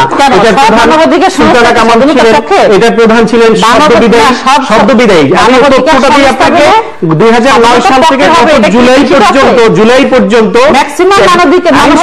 হিসাবে 458 জন মানুষ নিখোঁজ হয়েছে, যাদের পরিবার দাবি করেছে যে আইন শৃঙ্খলা রক্ষাকারী বাহিনীর পরিচয়ে তাদের তুলে নিয়ে গেছে। তার মধ্যে লাশ পাওয়া গেছে পরে 74 জনের, গ্রেপ্তার বা ছেড়ে দেওয়া বা গ্রেপ্তার দেখানো হয়েছে 106 জনকে। এখনো নিখোঁজ আছে 352 জন মানুষ।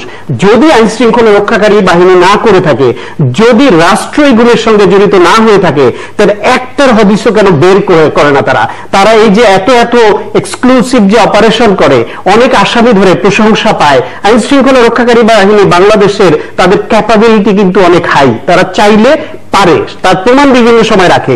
এই যে অভিযোগগুলি আসছে, সেই অভিযোগের একটিরও সুরাহা হচ্ছে না হওয়া, এটা ইঙ্গিত করে যে এর সঙ্গে রাষ্ট্র বা সরকার জড়িত, এটা অনেকে মনে করে, সেটি ক্লিয়ার করেন আপনারা। তারপরে এইরকম পরিস্থিতি আপনারা তৈরি করবেন দেশে, গণতান্ত্রিক অধিকার দিবেন না, মত প্রকাশের অধিকার দিবেন না, কাজ করতে দিবেন না। কাউকে আপনি কোনো প্রশ্ন করলেই বলবেন যে তাহলে বিদ্যুৎ বন্ধ করে হারিকেন ধরিয়ে দেই। কারো বিরুদ্ধে কোনো একটা লেখা নিয়ে, এই যে কিছুদিন আগে 3 দিন আগে একটা অনলাইন পোর্টাল দৈনিক শিক্ষা, তার সম্পাদক সিদ্দিকুর রহমান, তাকে গ্রেফতার করা হলো, এর আগে প্রবীর শিকদারকে করা হলো। এই যে পরিস্থিতি আপনারা তৈরি করেছেন, একটা ভয়ের পরিবেশ তৈরি করেছেন, তারপরে তারা রিক্সা চালায় কেন, মির্জা ফখরুল ইসলাম কাঁদেন কেন, মির্জা ফখরুল সজ্জন ব্যক্তি বলে কাঁদেন, এই পরিস্থিতিতে প্রত্যেকেরই চোখে জল আসে।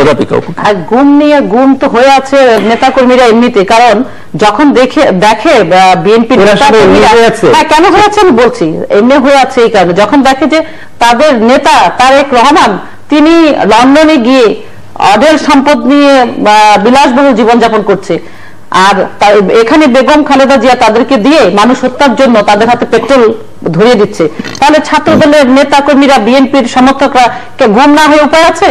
এবং গুম যে হয়েছে, গুম হয়ে যে আবার আসে চলে, সেটা তো সালাউদ্দিন সাহেব তার প্রমাণ। সালাউদ্দিন সাহেব গুম হয়েছিল, আবার ইন্ডিয়া থেকে আবার ফেরত এসেছে। কাজে এই সরকারকে এইগুলো, এই গুমের সংস্কৃতি অনেক আসেনি, আবার আসবে, তারা লুকিয়ে আছে। গুমের সংস্কৃতি জিয়াউর রহমান সৃষ্টি করেছিলেন মাহফুজ বাবুকে গুম করে, বা এই আওয়ামী লীগের ইতিহাসে এই গুমের সংস্কৃতি নাই।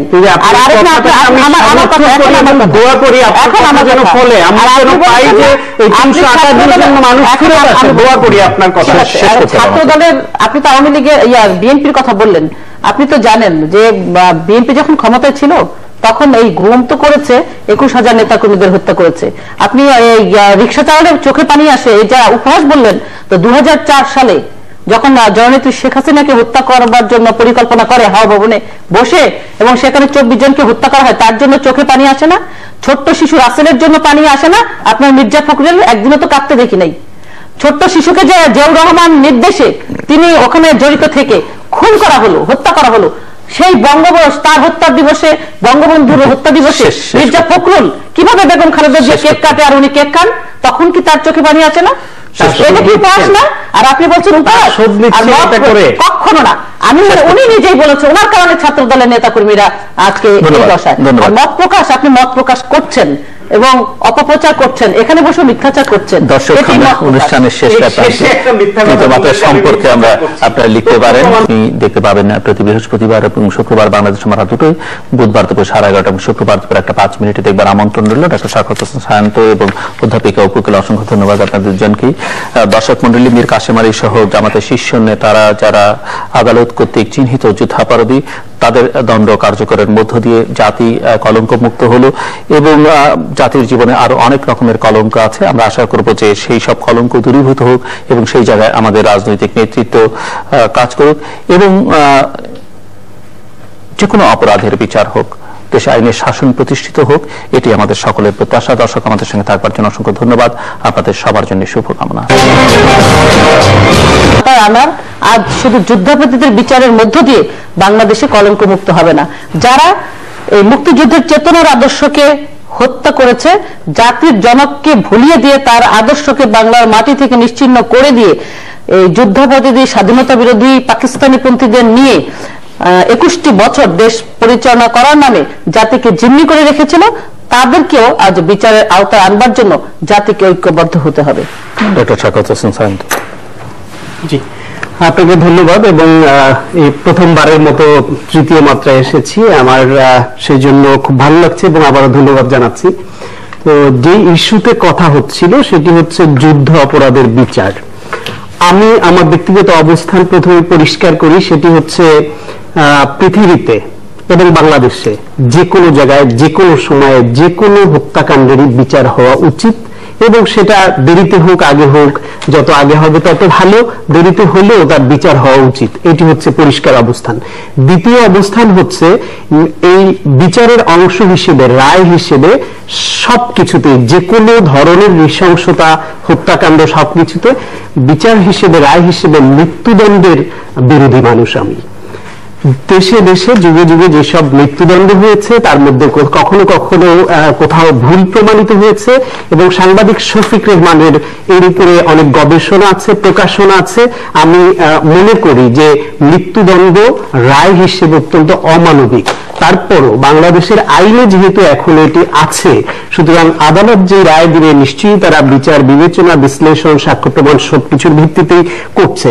কিন্তু এই যে যুদ্ধ অপরাধের বিচার, এটি এখন যে হচ্ছে, এটি একটি পলিটিক্যাল ইভেন্ট, রাজনীতি।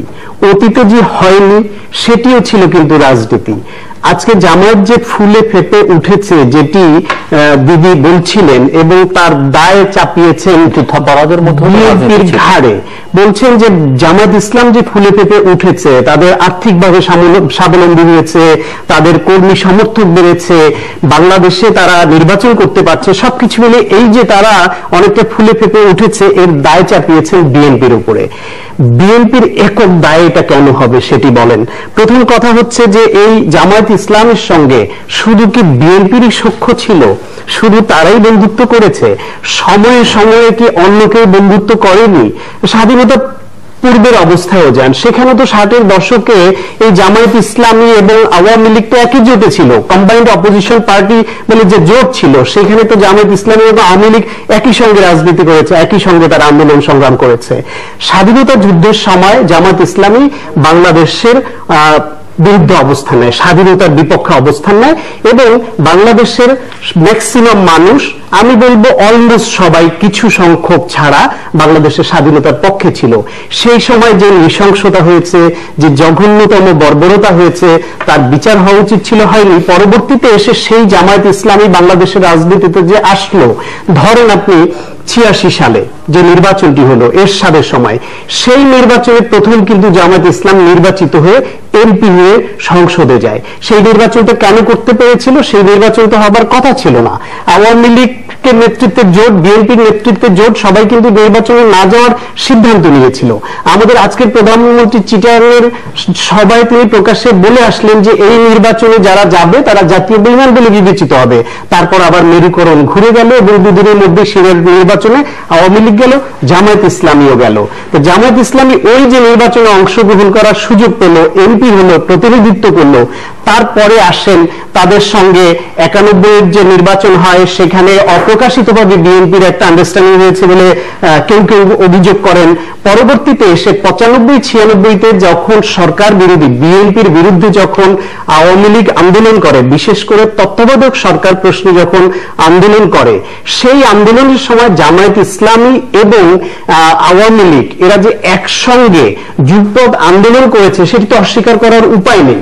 সেই বিষয়ে যে যত কিছুই বলেন, দেখেন রওনক জাহানের political parties and political development in Bangladesh বইতে 43 পৃষ্ঠায় লিখছে, the Jamaat Islami which had earlier supported the BNP to form the government this time supported the ALs movement for a non-caretaker government.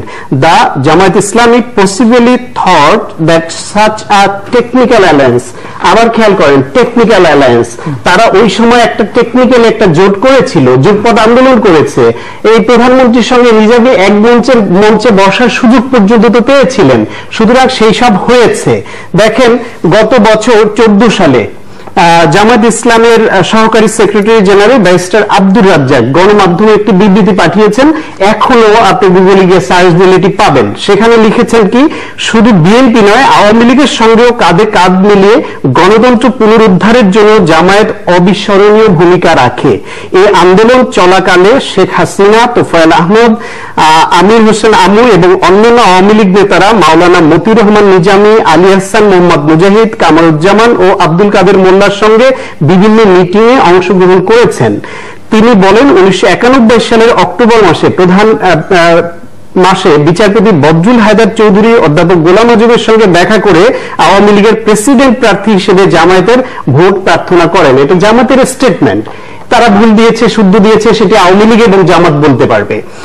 এর পরের কথা হলো যে এই যে ধর্মভিত্তিক রাজনীতি, বঙ্গবন্ধুর সময় বললেন যে ধর্মভিত্তিক রাজনীতি নিষিদ্ধ করা হয়েছিল, পরবর্তীতে জিয়াউর রহমান ওপেন করেছেন। আওয়ামী লীগ থাকতে তো বাকশাল ছাড়া বাকি সব রাজনীতি একসময় নিষিদ্ধ করা হয়েছিল। জিয়াউর রহমান এসে তো সমস্ত রাজনীতিকেই ওপেন করে দেন, তার সুযোগে সবাই ওপেন হয়ে গেছে, সবাই সুযোগ নিয়েছে। তার মধ্যে কোনটা ভালো হয়েছে কোনটা খারাপ হয়েছে সেটা ইতিহাস নির্ধারণ করবে। কিন্তু পরবর্তীতে এই যে জামায়াতের সঙ্গে যে এই যে আওয়ামী লীগেরও বিভিন্ন সময় অ্যালায়েন্স, বিভিন্ন সময় বন্ধুত্ব, আন্ডারস্ট্যান্ডিং, এইসব তো আমরা দেখেছি। এরপরে এখনকার প্রেক্ষাপটে আসেন, যদি আপনি মনে করেন যে সেই 72-এর সংবিধানে তো ফিরে গেছেন, সবকিছুতে ওইখানে যেটুকু আপনাদের কাজে লাগবে রাজনীতি করার জন্য সেটুকু একটা অংশ আপনারা টেনে নিয়েছেন। কিন্তু আদালতের বিষয়ে, সুপ্রিম জুডিশিয়ালের কিছু বিষয় আছে, সেই সব বিষয়ে জিয়াউর রহমান যা করেছেন আদালত মনে করেছে এটা রাখা দরকার, ওগুলো আবার রেখে দিয়েছেন।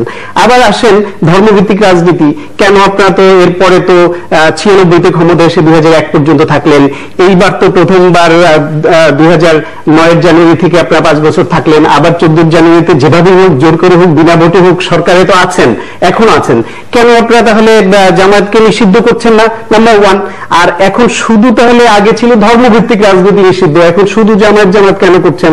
তাহলে যদি আপনারা মনে করেন যে ধর্মভিত্তিক রাজনীতি দেশের জন্য মঙ্গলজনক নয়, 72-এর সেই সংবিধান, সেই সময়কার সেগুলি ভালো ছিল, তাহলে আপনারা ধর্মভিত্তিক রাজনীতি নিষিদ্ধের দিকে যাচ্ছে না কেন? এমনকি সবচেয়ে বড় যেটা যুদ্ধ অপরাধের সঙ্গে যুক্ত, সেই সময় স্বাধীনতা বিরোধী অবস্থানে ছিল, দেশের অনেক অনাচারের সঙ্গে যুক্ত, এটা তো সন্দেহাতীতভাবে জামায়াত ছিল। তাদেরকে রাজনীতি করার জন্য এই দিনে নিষিদ্ধ করবেন কি করবেন না সেটি নিয়ে রাজনীতি করছেন। এবং আপনাদের হাতে এত ক্ষমতা আছে, আপনারা তো প্রভূত ক্ষমতার মালিক, যে কাউকে ইচ্ছা করেন এলিমিনেশন করেন, যাকে খুশি আপনারা রাজনীতিকে বিতাড়িত করতে পারেন, সবকিছু ক্ষমতা রাখেন। এক্সপ্লানেশন দেবেন কেন নিষিদ্ধ বলেছেন যে বিচারটিও পলিটিক্যাল বিচার হচ্ছে, সেটি আপনি কেন বললেন? আমি মনে করি যে 1971-এর যে মুক্তিযুদ্ধ সেটা একটা পলিটিক্যাল ইভেন্ট ছিল, ওটা রাজনৈতিক ইস্যু। সুতরাং মুক্তিযুদ্ধকে কেন্দ্র করে এদেশে যা কিছু হবে সেটা সবই তো রাজনীতি। রাজনীতির বাইরে রাষ্ট্র হয়নি, রাজনীতির বাইরে রাষ্ট্র টিকবে না, রাজনীতির বাইরে এ ধরনের ইভেন্টের যে বিচার হওয়া বা না হওয়া সেটিও কিন্তু নির্ভর করে। সুতরাং এটি অবশ্যই একটি রাজনীতি। তার মানে কি এটি বলে আপনি এটিকে নেগেটিভলি উপস্থাপন? না, আমি পজিটিভলি 71-কে পজিটিভলি দেখি, তার সঙ্গে সবগুলোই রাজনীতি। আমার খুব ভালো লাগছে জিলু ভাই যে আমি বিএনপি প্রতিষ্ঠা বার্ষিকীতে প্রত্যেকটি পত্রিকার শিরোনাম ছিল, টকশোতে আলোচনা ছিল যে বিএনপি তার জন্মের পর থেকে সবচেয়ে খারাপ সময় অতিবাহিত করছে, এটি ছিল শিরোনাম। তা আমার ভালো লাগছে যে আজকে সায়ন্ত যে টকশো করছে এর মধ্য দিয়ে বিএনপির যে শেষ সময়, খারাপ সময় অতিবাহিত করছে বলছে যে হয়তো বিএনপির মৃত্যুই ঘটবার জন্য এই রকম টকশোতে যখন কথা বলছে যে মৃত্যু অবধারিত বিএনপির। কারণ হচ্ছে সে কিন্তু ডাইরেক্ট স্বীকার করেছে, বলেছে যে মহান মুক্তিযুদ্ধ হচ্ছে একটি রাজনীতি। রাজনীতি হচ্ছে কি, মানে পাকিস্তান বিরোধিতা করেছে মহান মুক্তিযুদ্ধের, এবং পাকিস্তানের পক্ষে যারা বাংলাদেশের আজকে যারা আছে বিএনপি জামাত, সেই কারণেই যুদ্ধাপরাধীদের সে বোঝাতে চেয়েছে, সেই কারণেই মুক্তিযুদ্ধের পক্ষের দল, স্বাধীনতার পক্ষের দল, স্বাধীনতা যেই দল করে বাংলাদেশে স্বাধীন করেছিল সেই আওয়ামী লীগের সরকার পাকিস্তানপন্থী যারা বাংলাদেশে পাকিস্তানের এজেন্ডা নিয়ে রাজনীতি করছে বিএনপি জামায়াত, সেই রাজনীতিকে হেয় করবার জন্যই হয়তো যুদ্ধাপরাধীদের বিচার করছে বা তাদেরকে পরাস্ত করবার জন্য করছে। আমি স্বীকার করছি যদি সায়ন্তর উক্তি এটি হয়। এবং আরেকটি বিষয় হচ্ছে যে বলছে যে জামাতের সঙ্গে আওয়ামী লীগের সখ্যতা, এই কথা বলে নিজের অস্তিত্ব বিলীন হয়ে যাচ্ছে। আমি যদি বলি আওয়ামী লীগ যে সেদিন জোট করেছিল, সেখানে স্বৈরশাসক এরশাদকে পতন করবার জন্য সেই জোটে তো বিএনপি ছিল। বিএনপিকে তো খুনি ফারুক বিবৃতি দিয়ে বলেছেন, ওপেন বলেছেন, আত্মস্বীকৃত খুনি, যে জিয়াউর রহমান জানতেন জাতির জনকের হত্যাকাণ্ডটি, তিনি সম্পৃক্ত ছিলেন। তো সেই বঙ্গবন্ধুর খুনির দল বিএনপি যে জিয়াউর রহমানকে বঙ্গবন্ধুর মেজর থেকে মেজর জেনারেল পদে করে সেনাবাহিনীর উপপ্রধান করে 32 নম্বরে ডেকে নিয়ে বলেছিলেন, বেগম খালেদা জিয়া আমার মেয়ে, তাকে নিয়ে সংসার করো। সেই জেনারেল জিয়াউর রহমান যখন জানলেন যে জাতির জনকে হত্যার পরিকল্পনা করা হলো, তিনি কেন ব্যবস্থা গ্রহণ করেননি? সেই জাতির জনকে হত্যার পরে যে সেই জিয়াউর রহমান কি করলেন?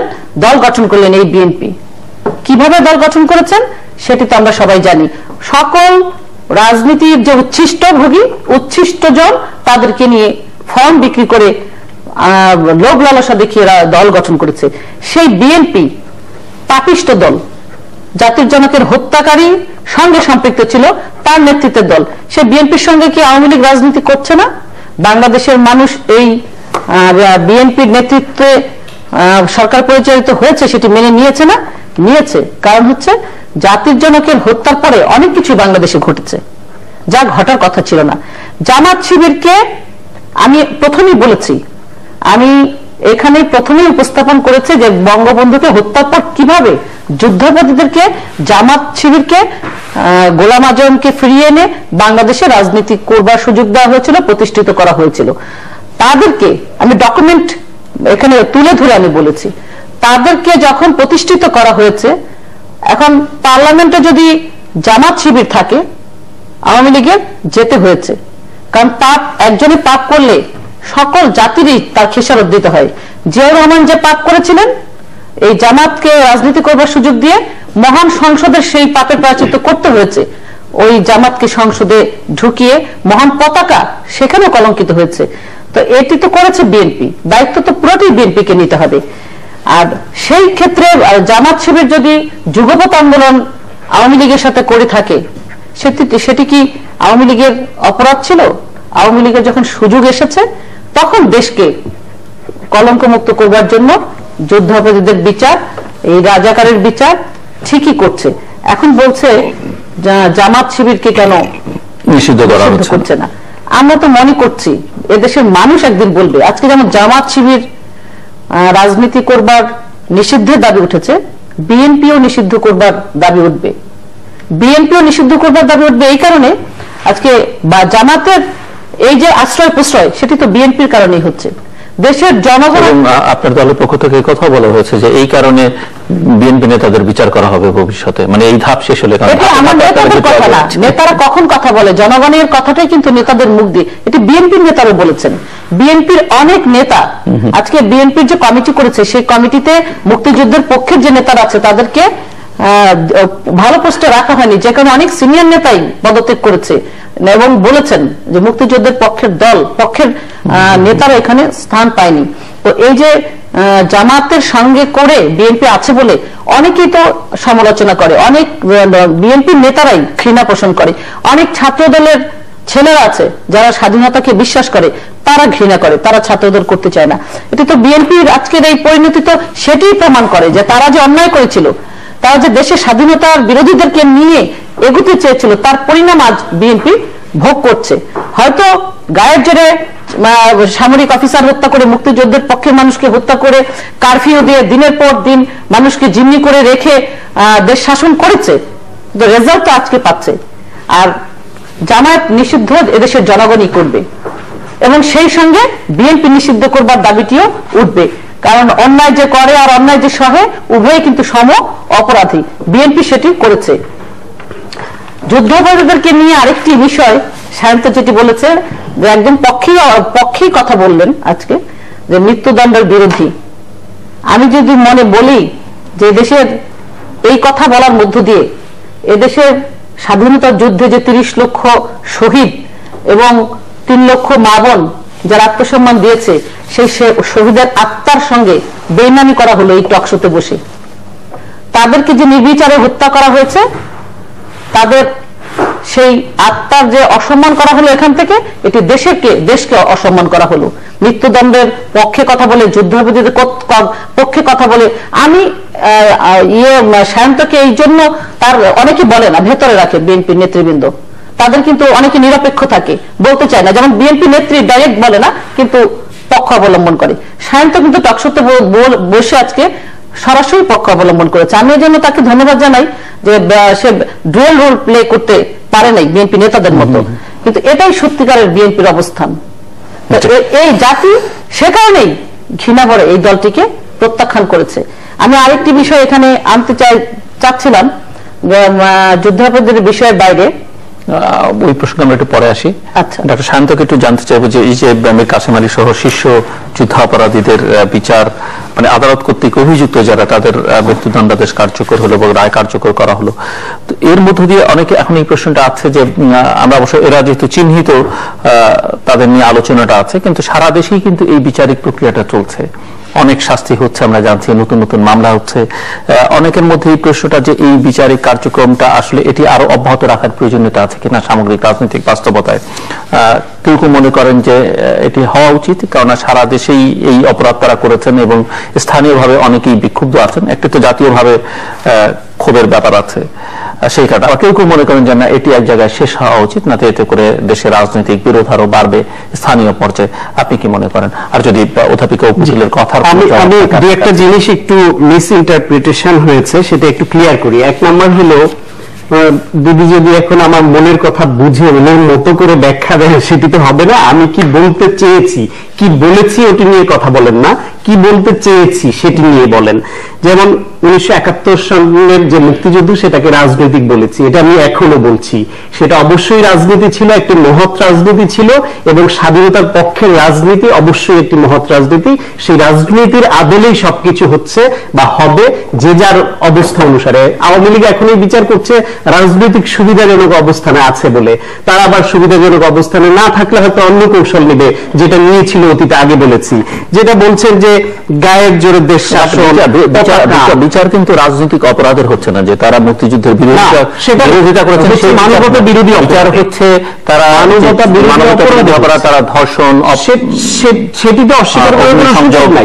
আরেকটা বিষয় হচ্ছে যেটা মৃত্যুদণ্ড নিয়ে, যেটা সেটাও ভুল বুঝাবুঝির ক্ষেত্র তৈরি করেছেন। আমি বলেছি যে যেহেতু বাংলাদেশে প্রচলিত আইনে মৃত্যুদণ্ড আছে, সুতরাং এটি নিয়ে তো এখন বলবার কিছু নাই, কিন্তু সামগ্রিকভাবে আমি পৃথিবীর বেশিরভাগ দেশে এখন মৃত্যুদণ্ড রহিত হয়ে গেছে। পৃথিবীর বেশিরভাগ, অলমোস্ট সব যে হিউম্যান রাইটস অর্গানাইজেশন, তারা এটার বিরুদ্ধে অবস্থান নেয়। শুধু বাংলাদেশের এটা তো ইভেন্ট না তাদের জন্য, সারা পৃথিবী।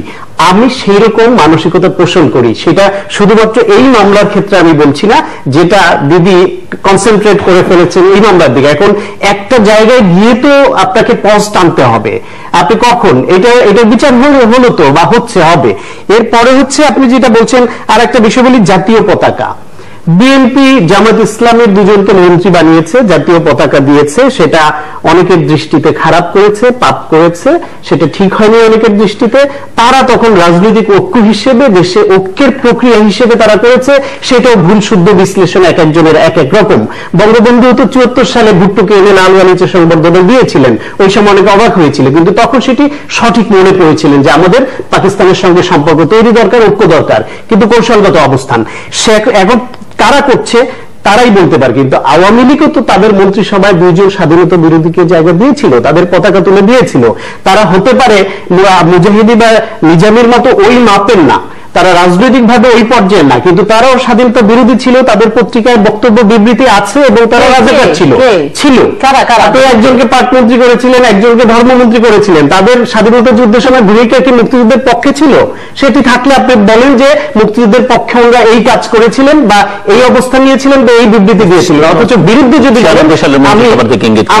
আমি সংগ্রামে প্রকাশিত তাদের বাংলাদেশের স্বাধীনতার বিরুদ্ধে বিবৃতি আমি দেখাতে পারবো, আছে, সেটা আপনারা করেছেন। এরপরে হলো আপনি যে প্রশ্ন করেছেন যে এই বিচার কতদিন চলবে। একটা আমি বলছি যে দু রকমের মতই আছে, আমার মনে হয় যে একটা হচ্ছে যে আওয়ামী লীগ কি চায় তার উপর ডিপেন্ড করছে, এটা কত দূর তারা টেনে নিয়ে যাবে। দেশের বিভাজন যত, আমাদের একদিকে বিচার যেমন দরকার, একটা এত বড় জঘন্য কাজ হত্যাকাণ্ড, তার বিচার যেরকম দরকার, আওয়ামী লীগের নির্বাচনী ম্যানিফেস্টো ছিল, তারা সেটা করেছে, কিন্তু কত দূর তারা যাবে, দেশের ঐক্য তো দরকার। কোন দেশই তো ঐক্যবদ্ধভাবে নাই বলে ডেভেলপমেন্ট সাস্টেইনেবল হয় না। এখন সে ঐক্য কতদূর কিভাবে এগিয়ে নেবেন, কতদূর বিচার করবেন, সেটা আওয়ামী লীগের সিদ্ধান্ত। তবে আমার মনে হয় গুরুতর অপরাধী যারা, তাদের বিচার হওয়া উচিত। তার বাইরে যারা ছোটখাটো অপরাধী কিংবা শুধুমাত্র অবস্থার প্রেক্ষিতে যারা ওইরকম স্বাধীনতা বিরোধী ভূমিকায় ছিলেন, তাদেরটা করবেন কিনা সে বিষয়েও ভাবতে পারে। এটা একান্তই আওয়ামী লীগের এবং সরকারের বিষয়। দেখুন, উন্নয়ন কিংবা গণতন্ত্র স্বাধীনতা বিরোধীদেরকে দেশে রাজনীতি করবার সুযোগ দিয়ে কোনোদিনই হয়নি এবং হবেও না।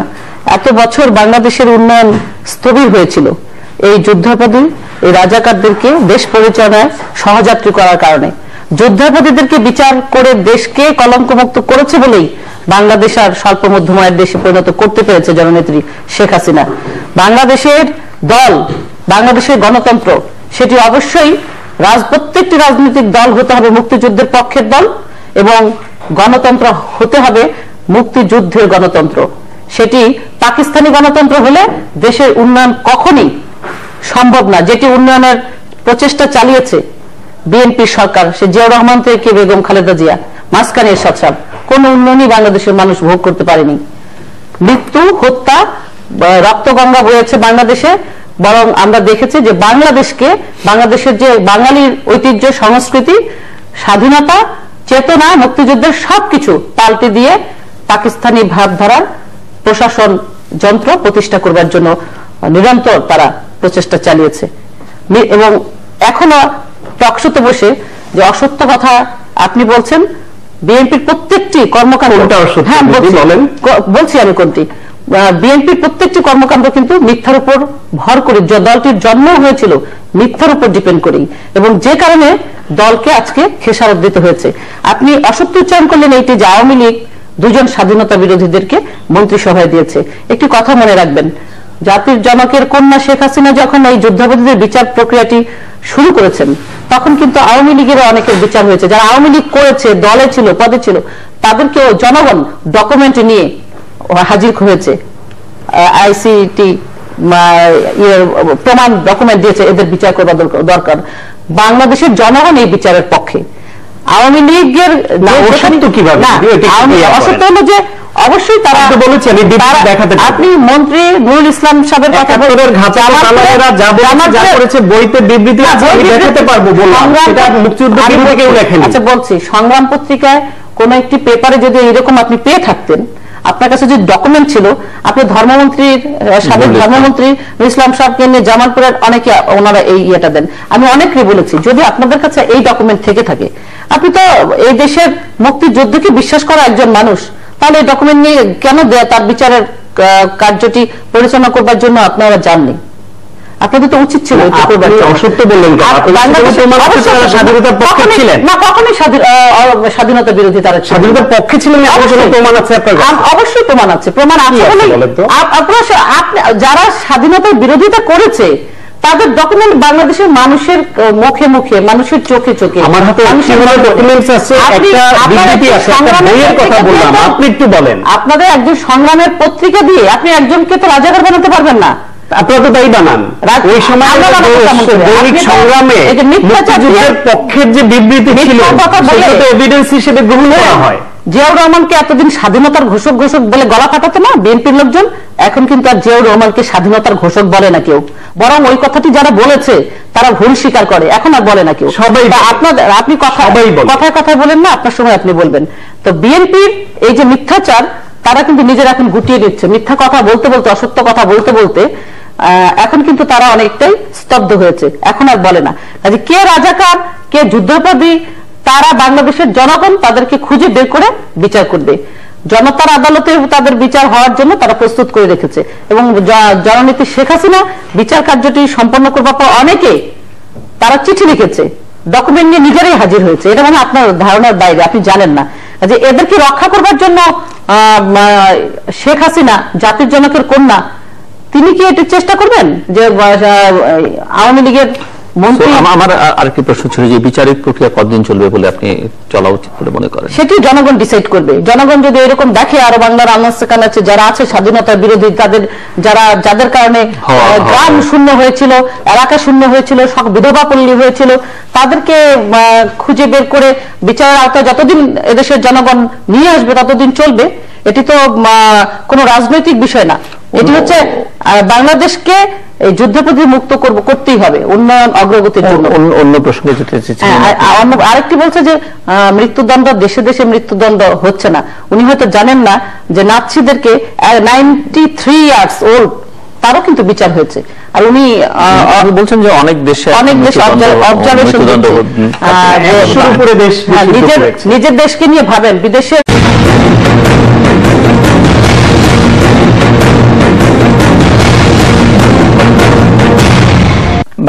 বাংলাদেশের বাইরে পৃথিবীর বিভিন্ন প্রান্তে যে যেখান থেকে চ্যানেলে দেখছেন আপনাদের সকলকে সাদর আমন্ত্রণ তৃতীয় মাত্রা দেখবার জন্য। আর সাম্প্রতিক নানা বিষয় নিয়ে কথা বলবার জন্য আমার আজকের অতিথি বায়াবর্ষ আছেন বাংলাদেশের যুব মহিলা লীগের সাধারণ সম্পাদিকা এবং সাবেক সংসদ সদস্য অধ্যাপিকা অপু উকিল, আর ডানে রয়েছেন ধানের শীষ পত্রিকার সম্পাদক এবং জি9-এর সাধারণ সম্পাদক ডক্টর সাখাওয়াত হোসেন সায়ন্ত। স্বাগত আপনার দুজনকে স্টুডিওতে। ডক্টর সায়ন্ত, প্রথম এসেছেন, আপনাকে বিশেষভাবে স্বাগত। অধ্যাপিকা অপু উকিল, অবশেষে ফাঁসি হলো কাশেম আলীর জামায়াত নেতা এবং তিনি জামায়াত ইসলামীর অন্যতম একজন আর্থিক পৃষ্ঠপোষক এবং এর মধ্য দিয়ে চূড়ান্ত পর্যায়ে বলা যেতে পারে বা মৃত্যুদণ্ডাদেশ নিশ্চিত হলো জামাতের শীর্ষ নেতাদের। এর বাইরে যারা আছেন তাদেরকে ঠিক সেই অর্থে খুব প্রভাবশালী বা শীর্ষ নেতা হিসেবে চিহ্নিত কাউকে করা যায় না। তো একটি ধাপের অবসান ঘটলো, আপনি কিভাবে দেখছেন? আসলে ৭৫-এর পরে এদেশের জনগণ তাদের এই দেশের উপরে যে পাথর সম একটি কলঙ্ক চেপে বসেছিল, সেটিকে জননেত্রী শেখ হাসিনা সরকার পর্যায়ক্রমে কলঙ্ক মুক্ত করবার জন্য শত বাধা বিপত্তি অতিক্রম করে আমার মনে হয় এই কার্যক্রমটি অব্যাহত রাখছে এবং তারই একটি বহিঃপ্রকাশ আজকেও আমরা লক্ষ্য করলাম। এবং আমার মনে হয় যে এই মীর কাসেম আলী সম্পর্কে আর কি বলবো, বাংলাদেশের মানুষ এর নির্যাতন, একজন চতুর্থ শ্রেণীর পিতার সন্তান হয়ে এই ধনকুবেরে পরিণত হওয়া, কিভাবে টর্চার সেলে মানুষ হত্যা করেছে যুদ্ধের সময় ৭১-এ এবং নেতৃত্ব দিয়েছে, সেই কুখ্যাত রাজাকার আলবদর কমান্ডার মীর কাসেম আলীকে নিয়ে আমরা দেখেছি যে তার পক্ষ অবলম্বন করেছে বাংলাদেশেরই একটি রাজনৈতিক দল এবং এত টাকা বিনিয়োগ করেছে, লবিস্ট নিয়োগ করেছে, সেই লবিস্ট নিয়োগ করে বিদেশ থেকে ফোনেও তাকে সেভ করবার জন্য প্রচেষ্টা চালানো হয়েছে। তো আমি মনে করি যে এটি যদি স্বৈরশাসকরা এই সংবিধানকে কেটে কুটে বাংলাদেশের মানুষকে জিম্মি করে বঙ্গবন্ধু যে যুদ্ধাপরাধীদের বিচার কার্যটি অব্যাহত করেছিলেন সেটিকে বাধাগ্রস্ত না করে জাতিকে বিভ্রান্ত না করতেন, তাহলে জননেত্রী শেখ হাসিনার সরকারের আজকের এই কাজগুলো করবার দরকার ছিল না। অনেক উন্নয়নের কাজ এখানে তিনি না সময় ব্যয় না করে করতে পারতেন এবং এটি করবার ক্ষেত্রে যে বাধা এসেছে সেটি কিন্তু তার জীবনের হুমকি এসেছে, হত্যা করবার হুমকি, পরিকল্পনাগুলো। আমি তো মনে করি আজকে যে জঙ্গিবাদের উত্থান, সেটিও কিন্তু এই যুদ্ধাপরাধীদের কেন্দ্র করে বাংলাদেশে জন্ম নিয়েছে, সৃষ্টি হয়েছে এবং গণজাগরণ মঞ্চ যে তরুণরা জেগে উঠেছিল সেটিও যুদ্ধাপরাধীদের কেন্দ্র করেই গড়ে উঠেছিল। আমি কয়েকটি বিষয় একটু বলবো যে দেখেন 1972 সালের 24শে জানুয়ারি বাংলাদেশে দালাল আইন জারি করা হয়েছিল এবং 1972 সালের 14ই ফেব্রুয়ারি জেলা কোর্টে যুদ্ধাপরাধীদের হাজির হওয়ার নির্দেশ দেওয়া হয়েছিল। আর 1972 সালের 15ই ডিসেম্বর বাংলাদেশে নাগরিকত্ব আইন জারি করা হয়। 1973 সালে 18 এপ্রিল গ্যাজেট বিজ্ঞপ্তির মাধ্যমে গোলাম আজম গণদের নাগরিকত্ব বাতিল করা হয়। এই যে কাজগুলো করেছিলেন জেনারেল জিয়াউর রহমান 75-এর পরে 1972 সালের 4 নভেম্বর বাংলাদেশ সংবিধানের 22 এবং 38 অনুচ্ছেদ মোতাবেক ধর্ম নিয়ে রাজনীতি রহিত করা হয়, এই যে আইনগুলো, সমস্ত আইনগুলো এবং 66 ও 122 অনুচ্ছেদ অনুযায়ী দালালদের যে ভোটাধিকার ও সংসদ নির্বাচন অংশগ্রহণে সেটি বাতিল করা হয়েছিল। কিন্তু 75-এর পরে জিয়াউর রহমান কি করলেন? সবগুলো আইন বাতিল করে দিলেন। 1975-এর 31শে ডিসেম্বর দালাল আইন বাতিল করে তিনি অর্ডিন্যান্স দিলেন 63 এবং 63 অব 1975-এর মাধ্যমে তিনি দালালদেরকে বাংলাদেশে পুনর্বাসন করলেন, দালাল বাতিল করে দিলেন। 1975-এর 31শে ডিসেম্বর সেকেন্ড প্রক্লামেশন অর্ডার নং 3 অব 1975-এর মাধ্যমে প্রথম তফসিল থেকে বাংলাদেশের সেফগার্ড তুলে দেওয়া হলো। আজকে কেন এই যুদ্ধাপরাধীদের এত বছরে ফুলে ফেপে তারা যে ধনকেবারে পরিণত হলো, তার দায় দায়িত্ব নিয়ে একটি আদর্শকে হত্যা করে, জাতির জনককে সপরিবারে হত্যা করা হলেন, তাকে তার লাশটিও ঢাকাতে রাখতে দেওয়া হলো না, টুঙ্গি পাড়াতে পাঠিয়ে দেওয়া হলো যেন তাকে তার মনে না রাখে দেশের জনগণ। তার আদর্শকে হত্যা করবার জন্য বঙ্গবন্ধুর নামটি উচ্চারণ করতে দেওয়া হলো না, এমনকি টাকার নোটে বঙ্গবন্ধুর ছবি ছিল বলে সেই টাকাগুলো বাজেয়াপ্ত করা হয়েছিল। 1976 সালে সেকেন্ড প্রক্লামেশন অর্ডার নং 3 এবং 3 অফ 1976 জারি করে ধর্মভিত্তিক দলগুলিকে রাজনীতি করবার জন্য 38 অনুচ্ছেদের শর্তাবলী তুলে দেওয়া হলো। যেই ধর্মভিত্তিক রাজনীতি করে এই জামাত, শিবির, রাজাকার, যুদ্ধাপরাধীরা মিলে আজকে বাংলাদেশের জঙ্গিবাদের সৃষ্টি করলো। সেকেন্ড প্রক্লামেশন ঘোষণা জারি করে 122 অনুচ্ছেদ তুলে দিয়ে দালালদের, যুদ্ধাপরাধীদের ভোটের অধিকার ফিরিয়ে দেওয়া হলো। প্রক্লামেশন অর্ডার নং 1977 জারি করে সংসদে নির্বাচিত হওয়ার লক্ষ্যে 66 অনুচ্ছেদের কিছু অংশ তুলে দেওয়া হলো এবং আমরা এরপরে জানি 18 জানুয়ারি নাগরিকত্ব ফেরত পাওয়ার জন্য মন্ত্রণালয়ে আবেদন করা হলো। এমনকি তাদেরকে মহান পার্লামেন্টে নেওয়া হলো, শাহ আজিজকে প্রধানমন্ত্রী বানানো হলো এবং এদেরকে এমন ভাবে পৃষ্ঠপোষকতা করা হলো, মন্ত্রী বানানো হলো। মন্ত্রী বানিয়ে তাদেরকে মহান জাতীয় সংসদে নেওয়া হলো, পতাকা দেওয়া হলো এবং যারা বীর শহীদ মুক্তিযোদ্ধা তাদেরকে জাতির জনক যে বাড়ি দিয়েছিলেন সে বাড়ি থেকে তুলে দিয়ে ওই যুদ্ধাপরাধীদেরকে প্রতিষ্ঠিত করা হলো। একজন মা, আমি এটা 71-এর চিঠি বইটিতে একজন মা লিখেছেন, জসিম নামে তার সন্তানকে মীর কাসেম আলী ধরে নিয়ে গেছে ডালিম হোটেলে। ধরে নিয়ে যাবার পরে মা গিয়েছেন তাকে মুক্ত করবার জন্য। ওই জসিমকে নির্দেশনা দেওয়া হয়েছে, তার মাকে বলেছে মীর কাসেম আলী যে মুক্তিযোদ্ধারা কে কোথায় আছে সেটি তাকে জানিয়ে দেওয়ার জন্য, ইনফরমেশন দেওয়ার জন্য, তাহলে তাকে হত্যা করা হবে না। কিন্তু শহীদ জসিমের মা বলেছেন আমি আমার সন্তানকে রক্ষা করতে চাই না, দেশকে রক্ষা করতে চাই। এবং সন্তান জসিম তার মার কাছে ভাত খেতে চেয়েছিল, তিনি তার মার যে ইচ্ছে সেটি ধারণ করে তিনি মৃত্যুকে আলিঙ্গন করেছিলেন এবং মা যখন ভাত নিয়ে আসে, ভাতটি সে খাবে, ওই সময় তাকে গুলি করে হত্যা করা হয় এই মীর কাসেম আলী। তো আরেকটি বিষয় করেছেন, 71-এর যে রণাঙ্গনে এক শহীদ তার মীর কাসেম আলীর নির্দেশে এক নারীকে ধর্ষণ করে বিবস্ত্র করে ফেলে রেখেছে, তার গর্ভে সন্তান। তাই বীর মুক্তিযোদ্ধা এই চিঠিতে লিখেছে, মাগো হয়তো আমি আসবো কিনা জানি না ফেরত, রণাঙ্গনে আমি এক বিবস্ত্র আমার বোনকে দেখলাম, তার শরীরে নখের আঁচড়, হায়নার অজস্র হিংস্রতা। মীর কাসেম আলীর উল্লেখ করেছে চিঠিতে, মীর কাসেম আলীর হিংস্র নখের আঘাতে আমার বোনটি জর্জরিত, তাকে ডেকেছি সে সাড়া দেয়নি, মৃত। কিন্তু তার জঠরে আগামী দিনের আমার দেশের অনাগত সন্তান, এই সন্তান হয়তো আর ভূমিষ্ঠ হতে পারলো না, আমিও হয়তো ফেরত আসবো না, তুমি আমার দেশের স্বাধীনতার পতাকাকে দেখে রেখো। তার মাকে চিঠিতে লিখেছে। এই যে নির্যাতন, এই যে করুণ কাহিনী, এই দায় দায়িত্ব কে নেবে?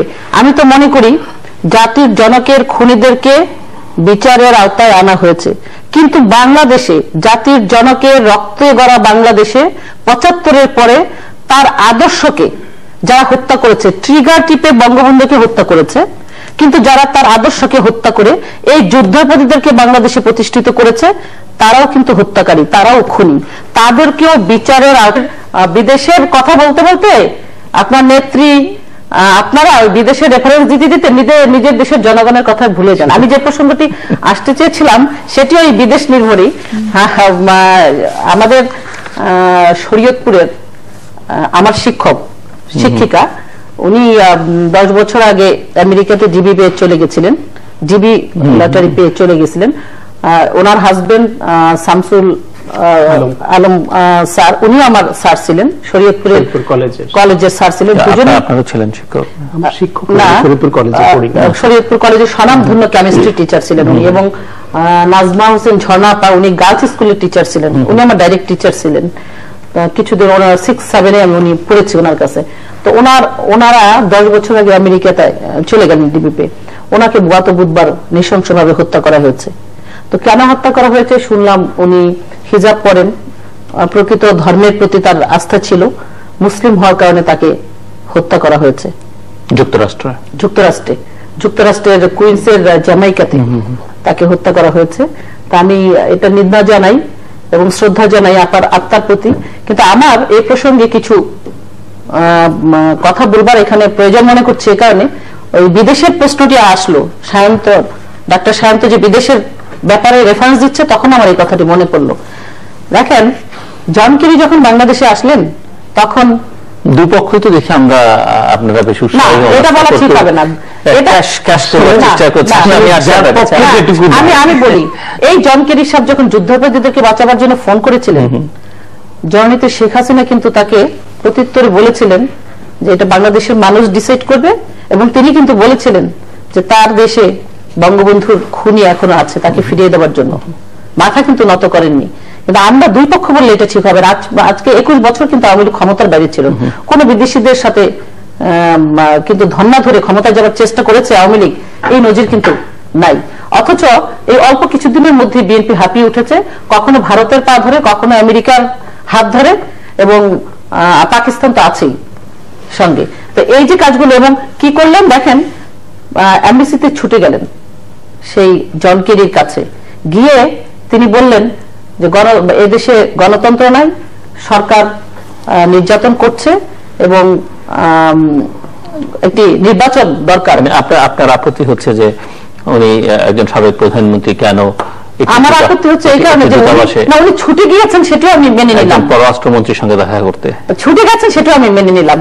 উনি গেছেন, এবং ওনাকে যখন বললেন, উনি যাওয়ায় আপত্তি নেই, আপনার কথায় আপত্তি, কথা, এবং যখন আমার কথাটাই আমি আপত্তি বেশি মনে করছি। এবং যখন গেলেন, গিয়ে যখন উনি বললেন এই কথা, তখন জন কেরি বললেন এইগুলো আমার জানা নেই। তো উনি যে এই অপমানিত হলেন, এটা তো বাংলাদেশের অপমান। এবং আমি মনে করছি এই যে আমেরিকাতে বাংলাদেশের মুসলিমদেরকে হত্যা করা হচ্ছে, উনি তাদের কাছে গণতন্ত্র ভিক্ষা করতে গেলেন, এটা কি দেশের জন্য একটি শুভকর দিক হলো? ডক্টর সায়ন্ত, না, গণতন্ত্র ভিক্ষার প্রশ্ন না, গণতন্ত্র অধিকারের প্রশ্ন। সেই অধিকার বাংলাদেশে যদি আপনারা দিতেন, তাহলে কারো কাছে বলার বা চাওয়ার বা সহযোগিতার প্রশ্ন আসতো না। আপনারা যখন বিএনপির বিরুদ্ধে আন্দোলন করেছেন, আপনারা যখন সেই তত্ত্বাবধায়ক সরকারের জন্য 95-96 আন্দোলন করেছিলেন, তখন কমনওয়েলথ মহাসচিবের বিশেষ দূত স্যার নিমিয়ান বাংলাদেশে কিন্তু 40 দিনের উপরে অবস্থান করেছিলেন, এবং আপনারা নানানভাবে দুতিয়ালির জন্য তার কাছে গেছেন। এবং এর পরেও বিভিন্ন সময়, এটা আমি ব্যক্তিগতভাবে লজ্জিত হই এবং দুঃখজনক মনে করি যে দেশের গণতন্ত্র দেশের মানুষের হাতে। এটা গণতন্ত্র হরণ যারা করে, সেখান থেকে উদ্ধার করতে হলে দেশের জনগণের উপরই প্রধানত নির্ভর করতে হবে, যেটি বিএনপি মহাসচিব মির্জা ফখরুল ইসলাম আলমগীর গতকাল এক বক্তৃতায় বলেছেন। এবং আমি এটাই চাই, এটাই মনে করি। কিন্তু বাংলাদেশের এটা শুধুমাত্র ওনার দৃষ্টিতে বিএনপিকে দায়ী করবেন, যেটা আপনি বলছিলেন যে আপনারা তো করেন। বাস্তবতা হচ্ছে বাংলাদেশের বেশিরভাগ রাজনৈতিক দল, ডান বাম মধ্য মিলে সবাই বিদেশিদের কাছে বিভিন্নভাবে ধর্ণা দেয়, এবং তাদের কাছে একটু উইশ পেলে মনে হয় যেন আমার জীবন ধন্য হয়ে গেল, এইটা করে। এখন ওরা কোনটা রেফারেন্স করবেন, এই টকশোতেই অসংখ্য রেফারেন্স দিয়েছেন, যেটি ওনাদের পক্ষে যাবে। যে হ্যাঁ, আমেরিকার অমুক নিউ ইয়র্ক টাইমস ওনাদের পক্ষে লিখেছেন, তখন ওনারা বলবেন। যখন ওনাদের বিপক্ষে বলেন, তখন বিএনপি হয়তো রেফারেন্স করবে। এই দুইটা পাল্টাপাল্টির মধ্যে চলে গেছি আমরা, যেটা অনাকাঙ্ক্ষিত। দেশের জনগণের হাতেই গণতন্ত্র, তাদের দিয়ে এটা উদ্ধার করতে হবে। যেটা বলছিলেন গায়ের জোরে দেশ চালানো, তারপর হচ্ছে জনগণ ডিসাইড করবে। যুদ্ধাপরাধের বিচার কতদিন হবে, জনগণ ডিসাইড করবে। ফাঁসির বহাল থাকবে, এই বিচার প্রক্রিয়া কতদিন চলবে, জনগণ ডিসাইড করবে। জনগণ ডিসাইড করবে কি করে? জনগণের প্রতিনিধিত্ব কি আপনারা করছেন? এই সরকার কি জনগণের প্রতিনিধিত্বশীল সরকার? বিএনপি পচে গেছে, বিএনপি খারাপ হয়ে গেছে, বিএনপি আনপপুলার হয়ে গেছে, ছাত্রদল নাকি বিএনপি করতে চায় না, যারা মুক্তিযুদ্ধে বিশ্বাসী বিএনপি সিনিয়র নেতারা দলে দলে পদত্যাগ করছে, সে খবর দিদির কাছে আছে। তো আপনি এত আনপপুলার হয়েছে, এত খারাপ অবস্থা, একটা ক্রেডিবল পার্টিসিপেটরি ইলেকশন দেন না। বুঝলাম 2014 সালের 5 জানুয়ারি বিএনপি আওয়ামী লীগের অধীনে নির্বাচনে না গিয়ে ভুল করেছে, তারা ট্রেন মিস করেছে, বলেন যে ট্রেনে উঠতে পারেনি। জনগণ তো পাপ করেনি, আপনার 5 থেকে 7% মানুষ ভোট দেওয়ার সুযোগ পায়নি। আপনাদের নিজস্ব যে কর্মী বাহিনী আছে, সেই কর্মীরাও তো সবাই ভোট দিলে 10%-এর উপরে ভোট হওয়ার কথা, সেটি হয়নি। অর্ধেকের বেশি 300 আসনের মধ্যে 153 আসনে বিনা প্রতিদ্বন্দ্বিতা নির্বাচিত হয়ে যায়। আপনার সাংবিধানিক বাধ্যবাধকতার জন্য হোক, যেভাবেই হোক, তখন একটা নির্বাচন করতে বাধ্য হয়েছিলেন। কতটা মানে লজ্জাসরণ খেয়ে ফেললে, কতটা স্বৈর শাসক হলে, কতটা গায়ের জোরে চালানোর মনোভাব থাকলে ওর পরে আবার বলতে পারে দম্ভ করে যে 2019 সালের আগে নির্বাচন হবে না? আপনারা তো অনেক পপুলার হয়ে গেছেন, ভালো ভালো কাজ করছেন। আপনারা বুঝলাম শেয়ার মার্কেটে লুণ্ঠন হয়েছে, বুঝলাম হলমার্ক হয়েছে, বুঝলাম পদ্মা সেতুর এখানে ব্যাপক দুর্নীতির অভিযোগ এসেছিল, দুর্নীতি হয়েছে, আবার পদ্মা সেতু করছেনও।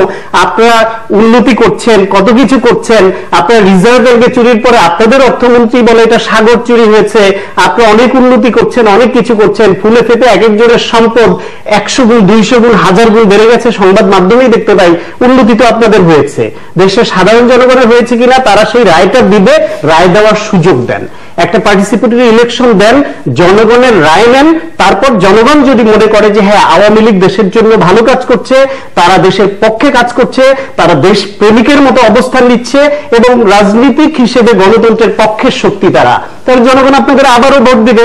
আপনারা তখন এই যে এখন যে কথাটা বললেন যে জনগণ সিদ্ধান্ত নেবে, এই কথাটা বলতে পারবেন।